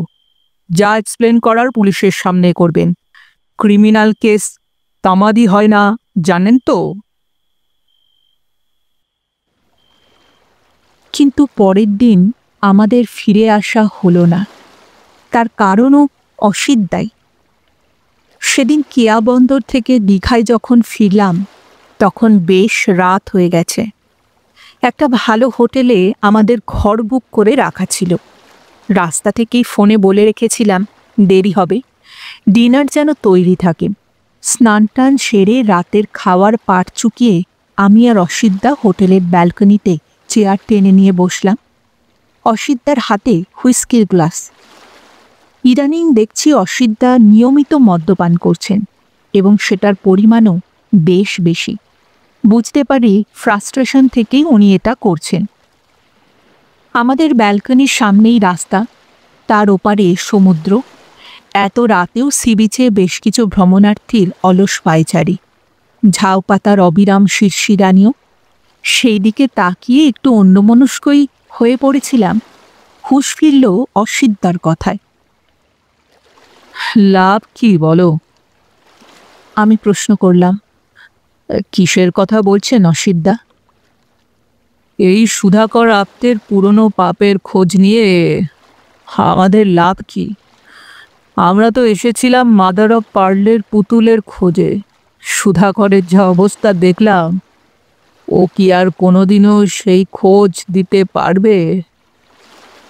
আমি একটু চিন্তা করে বললাম, কিন্তু অসিতদা, ধরুন সুধাকরের বাড়িতেই যদি ওরকম পুতুল আরও রয়ে গিয়ে থাকে, হয়তো যে সময় উনি হায়দ্রাবাদের মুক্তোর ওপর কাজ করছিলেন সে সময় ওনার হাতে এরকম দুষ্প্রাপ্য কিছু মাদার অফ পার্লের পুতুল চলে এসেছে।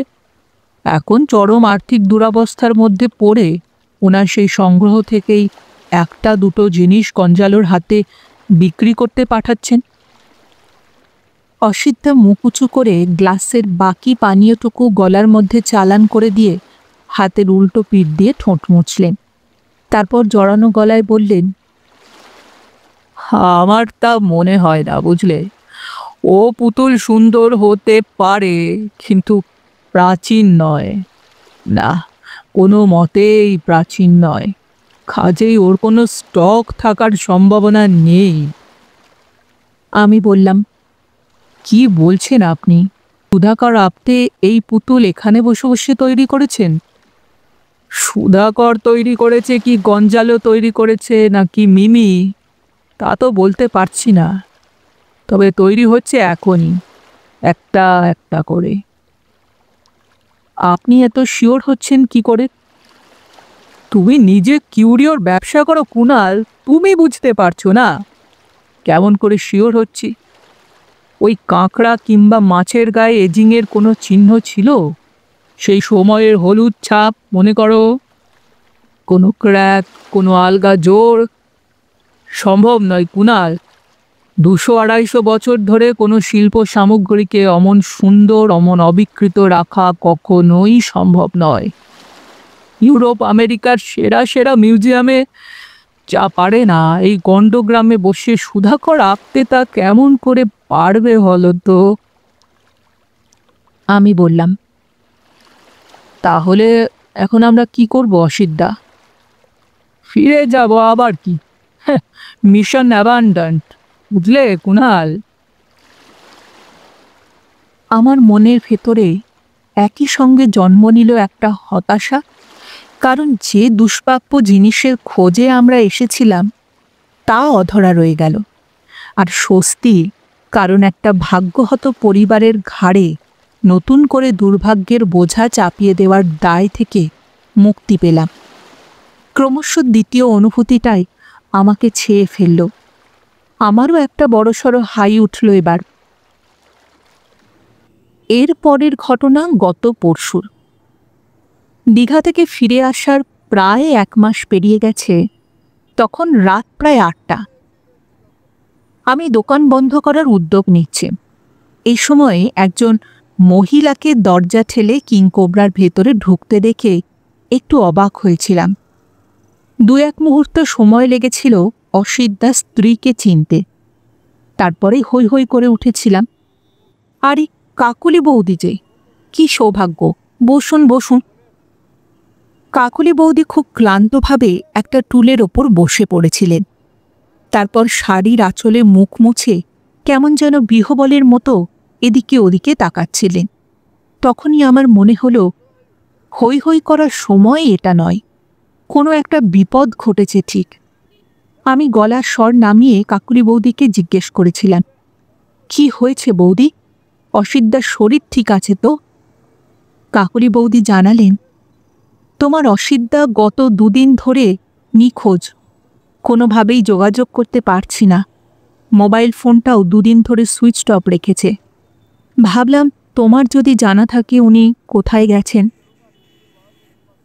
কাকলি বৌদির কথা শুনে আমি যেন আকাশ থেকে পড়লাম। গত 1 মাসে আমি বোধহয় 2 বার অসিতদার দোকানে গিয়েছি।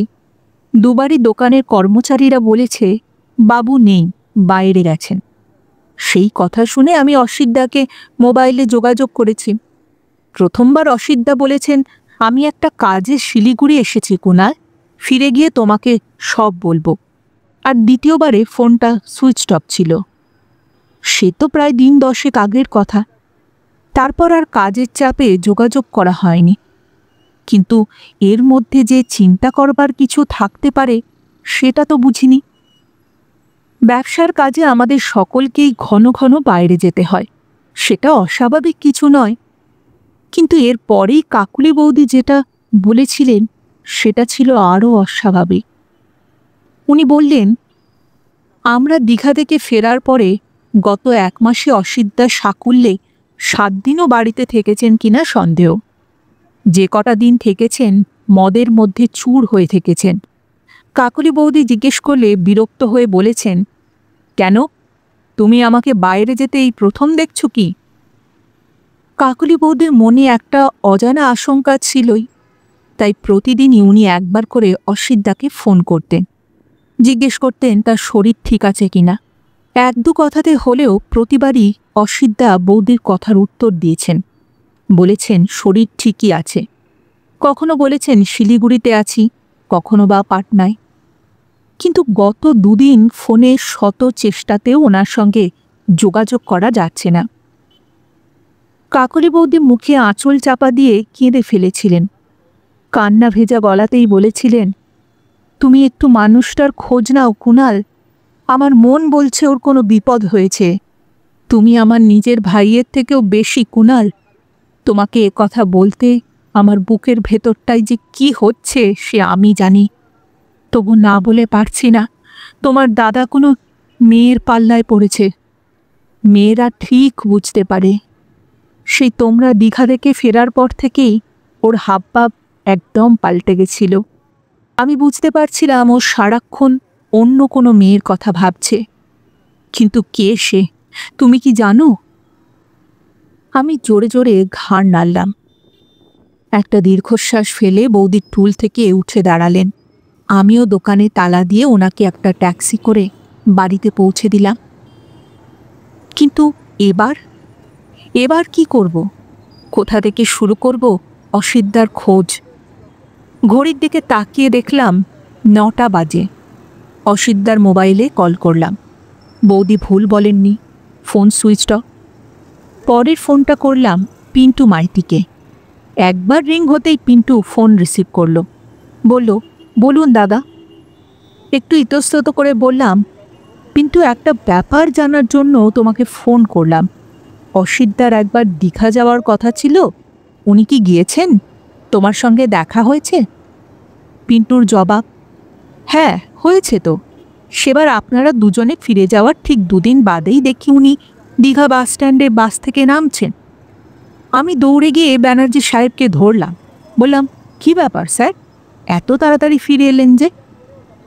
উনি কিন্তু দাদা আমাকে একেবারেই এড়িয়ে গেলেন। জিজ্ঞেস করলাম কোথায় যাবেন, গাড়ি লাগবে, কিন্তু তার কোনো উত্তরই দিলেন না। তারপর জোরে পা চালিয়ে শহরের ভিড়ের মধ্যে মিশে গেলেন। ওনাকে আর দেখতে পাইনি। পিন্টুর কথা শুনে আমার বুকের মধ্যেটা কেমন যেন খালি খালি লাগতে শুরু করলো। অসিতদা আমাকে এইভাবে এড়িয়ে আবার কেয়া বন্দরে ফিরে গেছেন। হ্যাঁ, উনি যে কেয়া বন্দরে গিয়েছেন সে ব্যাপারে আর আমার সন্দেহ নেই। তারপর কি হয়েছে? এতক্ষণ অবধি অসিতদার বিপদের কথাই চিন্তা করছিলাম, কিন্তু পিন্টু যে খবর শোনালো তাতে ওনার সম্বন্ধে আমার মনের স্বাভাবিকভাবেই একটা তিক্ততা তৈরি হলো। তবু ঠিক করলাম কেয়া বন্দরে যাব তখনই, কারণ সব তিক্ততা সত্ত্বেও বারবার কাকলি বৌদির কান্না ভেজা মুখটাই যে মনে পড়ছিল। শুধু তাই তো নয়, মনে পড়ছিল কেয়া বন্দরের সেই পুরনো দুর্গের মতো বাড়িটা আর তার অদ্ভুত বাসিন্দা তিনজনের কথা। এবং এও ভাবছিলাম, আমার দোকানের কাউন্টার থেকে যে রত্ন সন্ধান নাটকের সূত্রপাত, তার শেষ অঙ্কে গিয়ে কি হলো সেটা দেখার অধিকার আমার আছে, আর সেটা না দেখে আমি কিছুতেই ছাড়ব না। না না, ছাড়ব না, সে অসিদ্ধা যতই আমাকে ধোঁকা দেওয়ার চেষ্টা করুন না কেন। আমি ধর্মতলার বাস টার্মিনাসের দিকে হাঁটতে হাঁটতে পিন্টুকে আবার ফোন করলাম। পিন্টু, আমি এখনই বাসে চাপছি, তুমি দীঘা বাস স্ট্যান্ডে গাড়ি নিয়ে অপেক্ষা করো, কেয়া বন্দরে যেতে হবে। পিন্টু কি যেন বলতে যাচ্ছিল। আমি বললাম, বাকি কথা তোমাকে পরে বলবো, আগে ওখানে পৌঁছাই।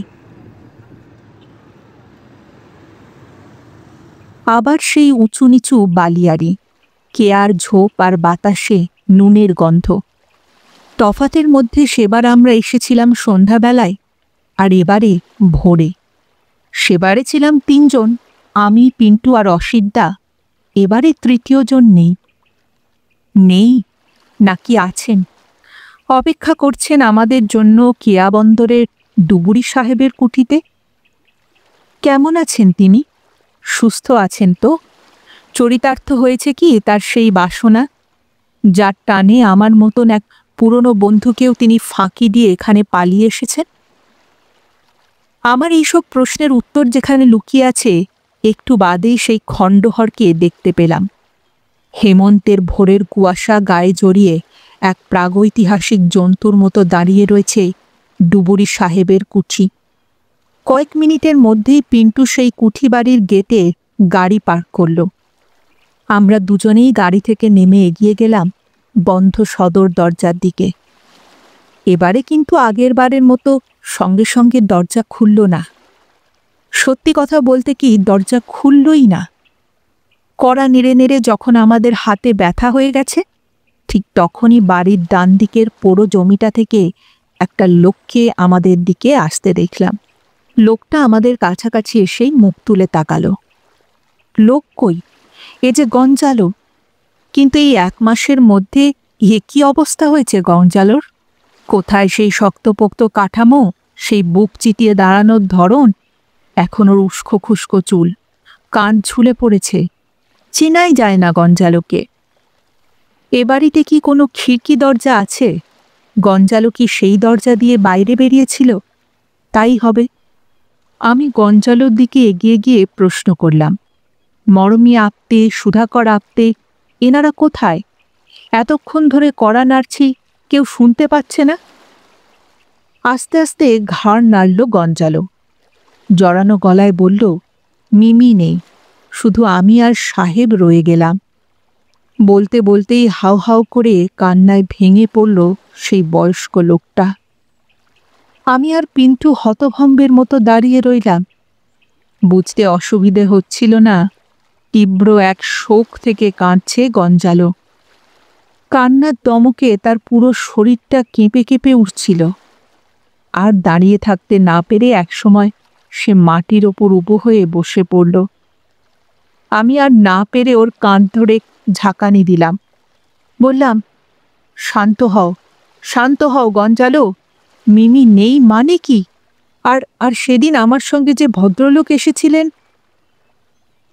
আমাকে কথা শেষ করতে দিল না গঞ্জালো। হঠাৎই সে ছিলা ছেঁড়া ধনুকের মতো সোজা হয়ে দাঁড়িয়ে উঠল। একটু আগে যে চোখে জল ছিল, সেই চোখেই এখন আগুন ঝলসাচ্ছে। ঘৃণায় ঠোঁট বেঁকিয়ে গঞ্জালো বলল, ভদ্রলোক? সে ভদ্রলোক? অসিত ব্যানার্জি। তার জন্যেই তো এসব হয়ে গেল। একটা লোভী, কামুক শয়তান। মাটিতে থুতু ফেলল গঞ্জালো। ওই নোংরা লোকটাকে মারতে গিয়েছিলাম, কিন্তু ওর সঙ্গে আমি মিমিমণিকেও মেরে ফেললাম। আমার মাথায় বাজ পড়ল। এ কি বলছে গঞ্জালো? অসিদ্দার বেঁচে নেই? লোকটা অসিতদাকে খুন করেছে? গঞ্জালো বলল, ভেতরে গিয়ে বসি, চলুন, সব কথা বলছি আপনাদের। ওর সঙ্গেই আমি আর পিন্টু পুঁথিবাড়ির বসার ঘরে ঢুকলাম। দোতলা থেকে সুধাকর আপ্তের জড়ানো গলার গান ভেসে আসছিল। আমার কেমন যেন গা গুলাচ্ছিল। সত্যি কি এই ঘরেই কোথাও দুটো মৃতদেহ লুকিয়ে রেখেছে গঞ্জালো? নাকি ও ইয়ার্কি মারছে? হঠাৎই হাহা করে হেসে উঠে বলবে, কেমন ভয় পাইয়ে দিয়েছিলাম আপনাদের।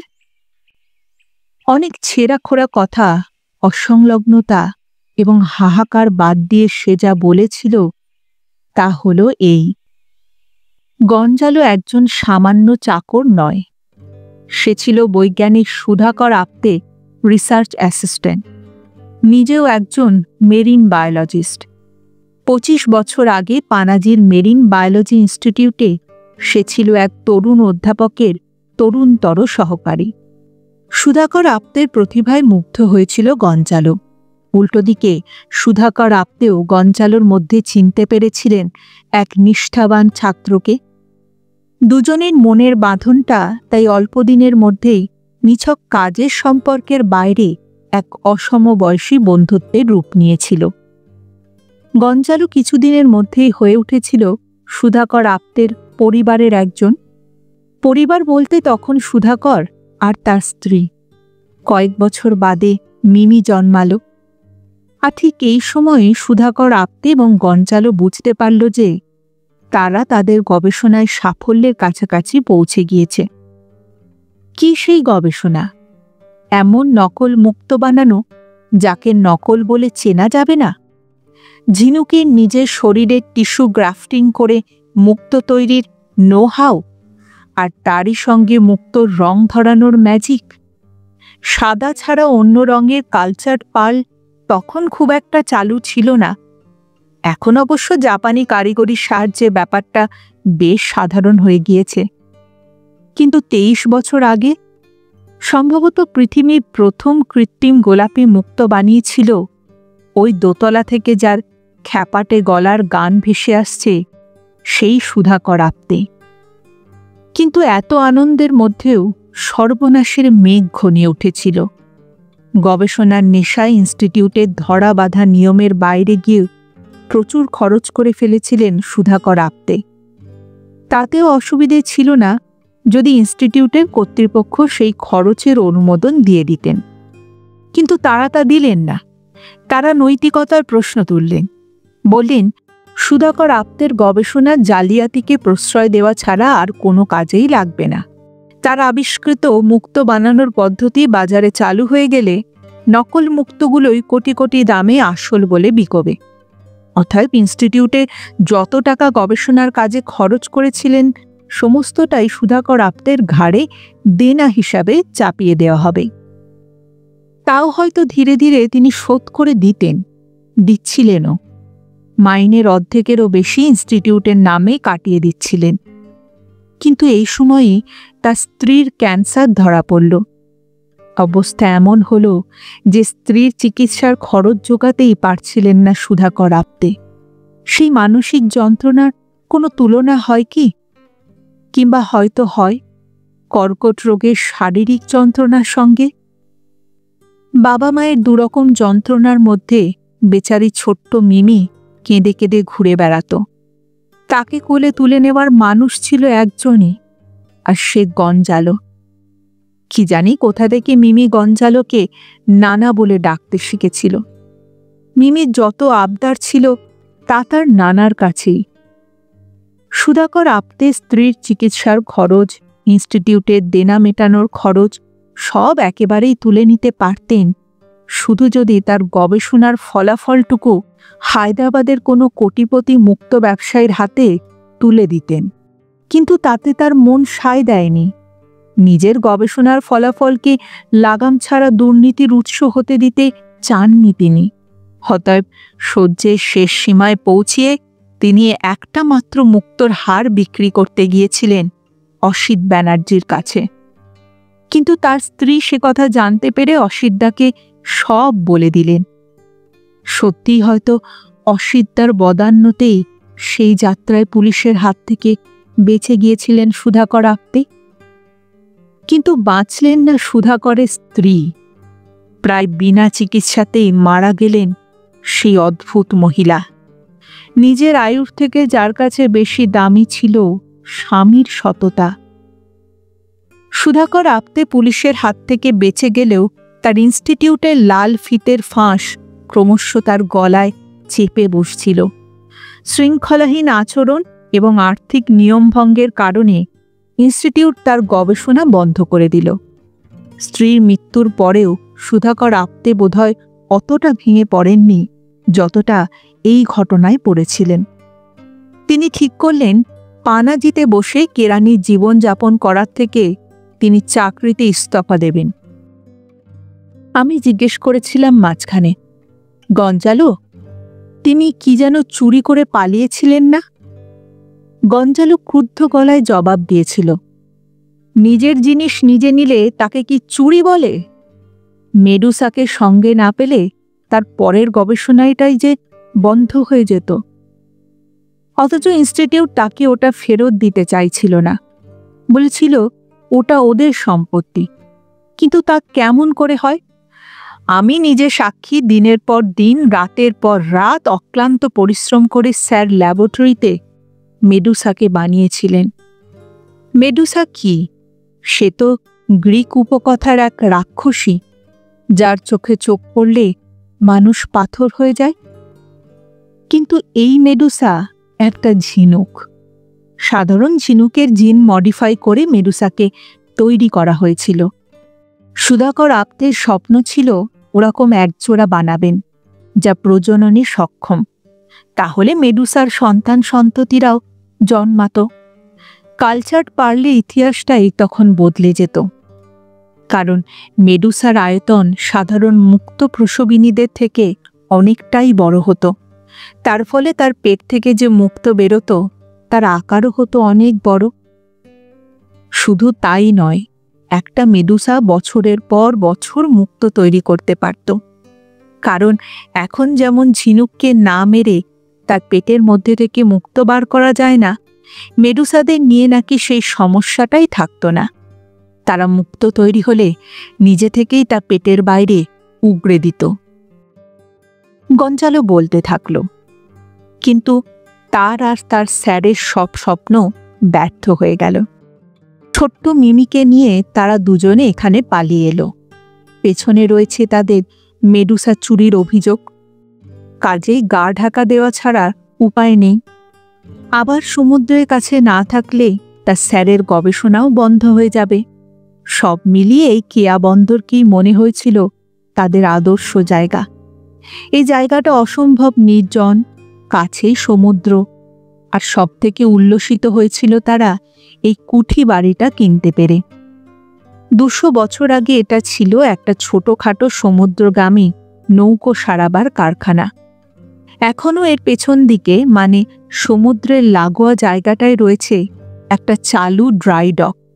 ইচ্ছে করলে একটা মাত্র সুইস গেট খুলে দিয়ে সেই বিশাল টেনিস কোর্টের সাইজের চৌবাচ্চার মধ্যে সমুদ্রকে ডেকে আনা যায়। আবার অন্য একটা গেট দিয়ে সেই জলকে বারও করে দেওয়া যায়।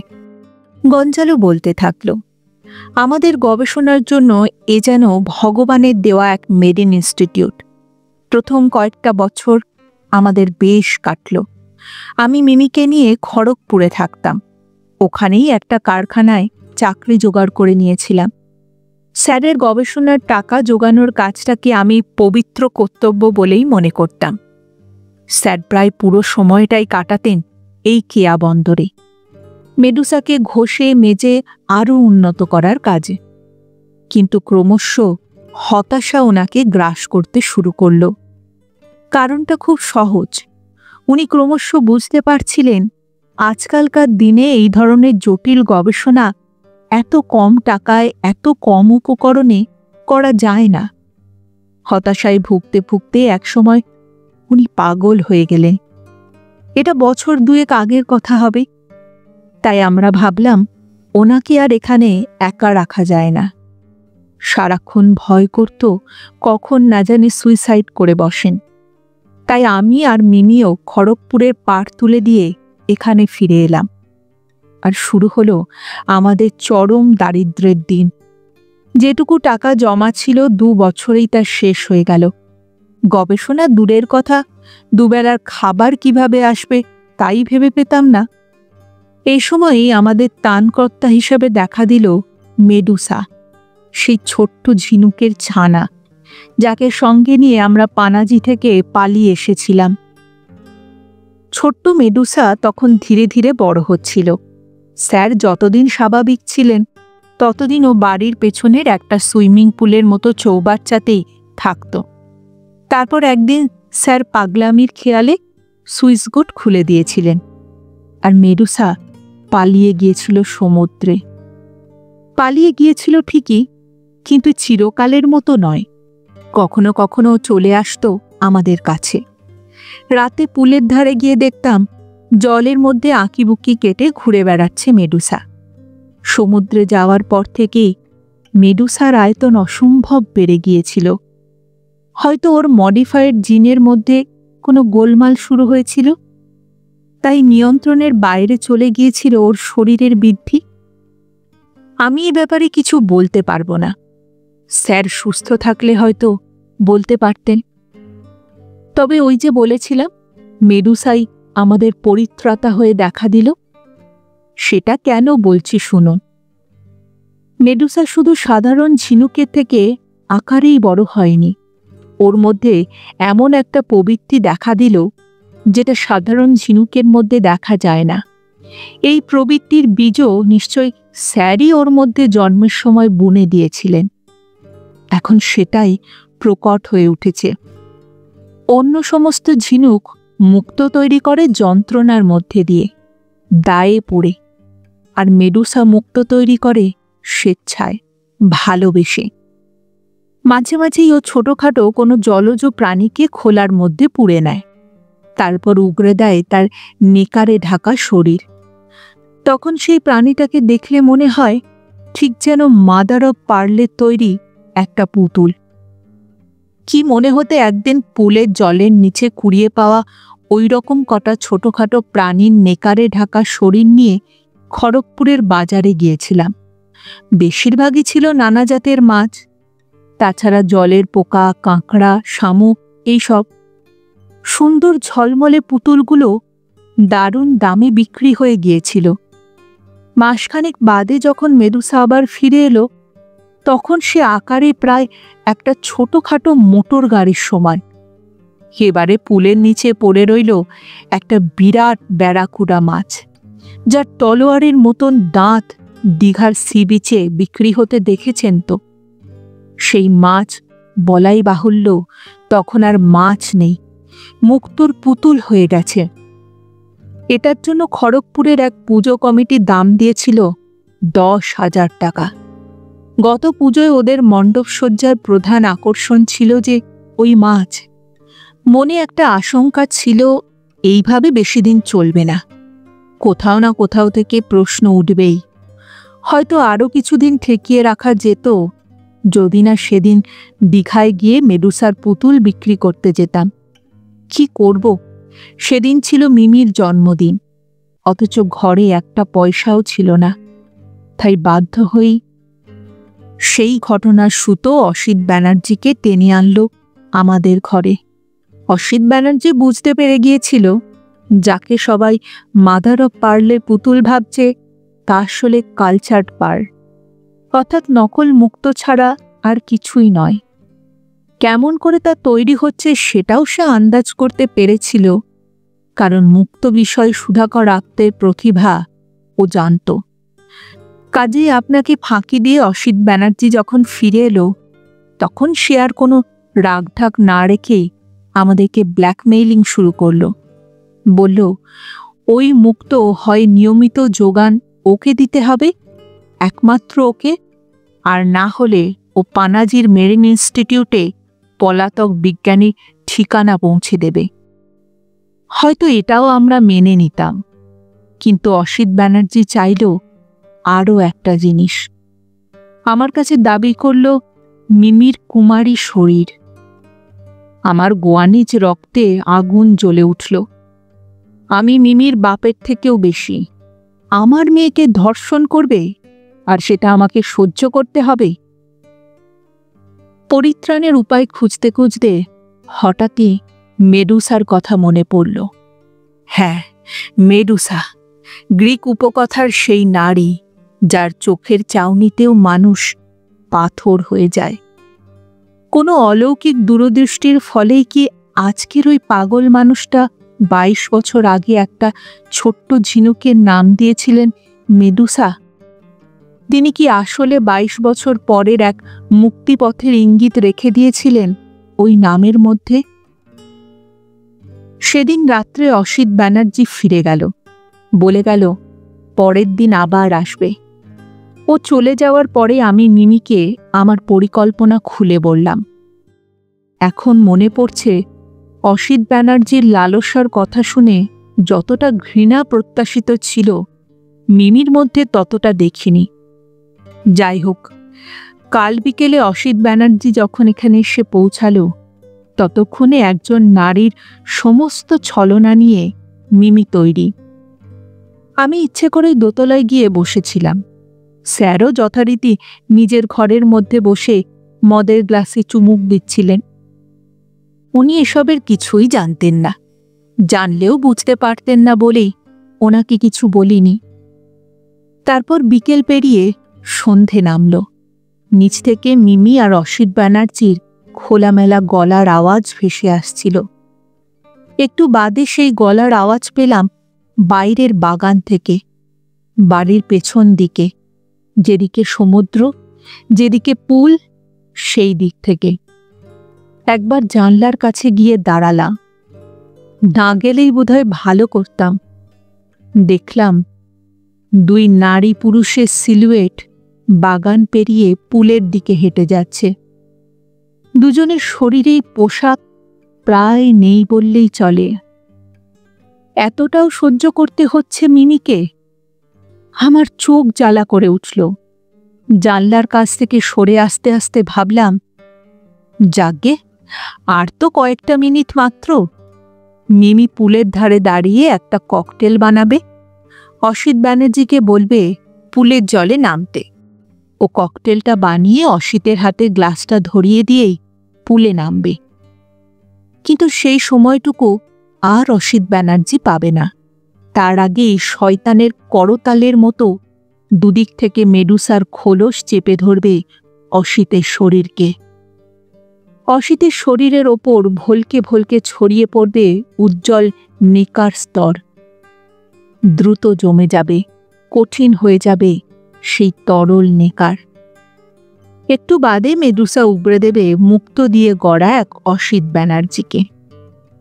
তারপর গঞ্জালো তার দু হাতের মধ্যে মাথাটাকে চেপে ধরে কিছুক্ষণ চুপ করে বসে রইল।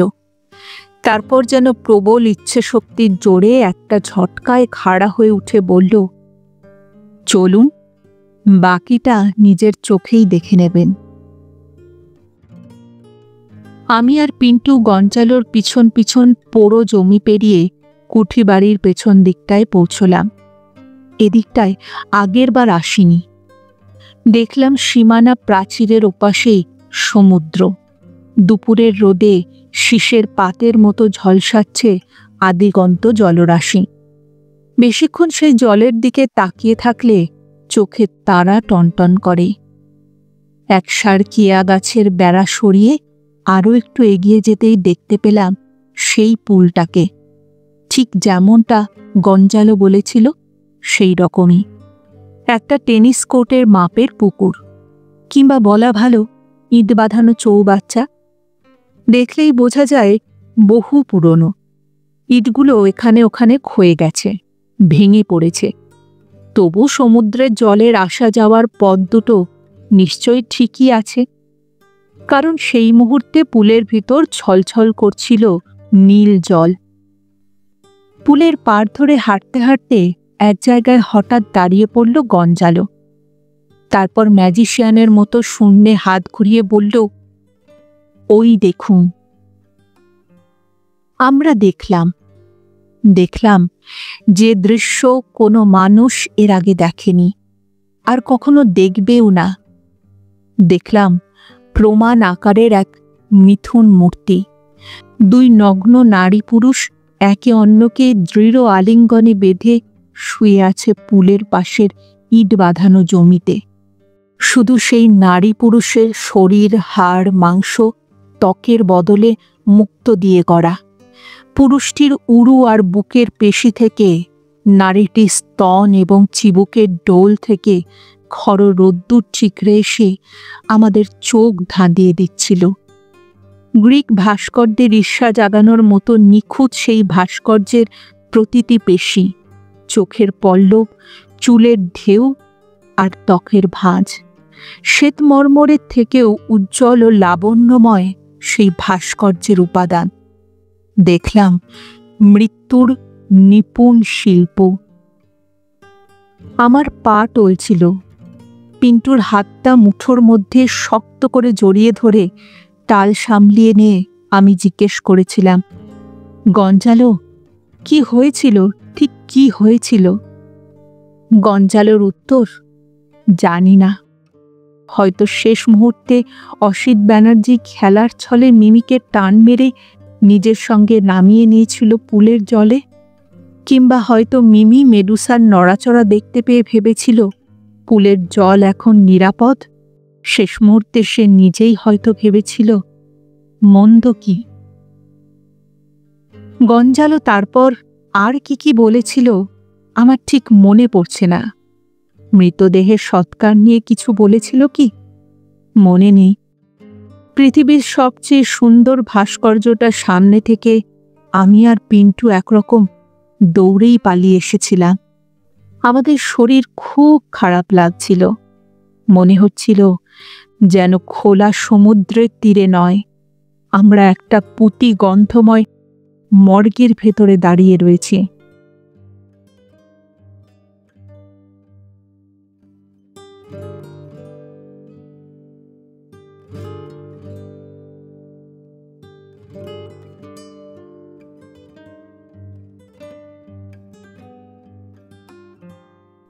শুনছিলেন আজকের গল্প শ্রী সৈকত মুখোপাধ্যায় রচিত মৃত্যুর নিপুণ শিল্প। ফিরে আসছি আরেকটি নতুন গল্পের সঙ্গে কিছুদিনের মধ্যেই। ততদিন ভালো থাকবেন, সুস্থ থাকবেন এবং গল্পে থাকবেন। আর আমার গল্প পাঠ ও উপস্থাপনা যদি ভালো লাগে তাহলে লাইক আর কমেন্ট করতে ভুলবেন না। আর চ্যানেলটিতে যদি নতুন হয়ে থাকেন সাবস্ক্রাইব করবেন। এতে আমার উৎসাহ ও আত্মবিশ্বাস দুইই বাড়ে। তাহলে আজ এখানেই বিদায় নিচ্ছি। আবার দেখা হচ্ছে। নমস্কার।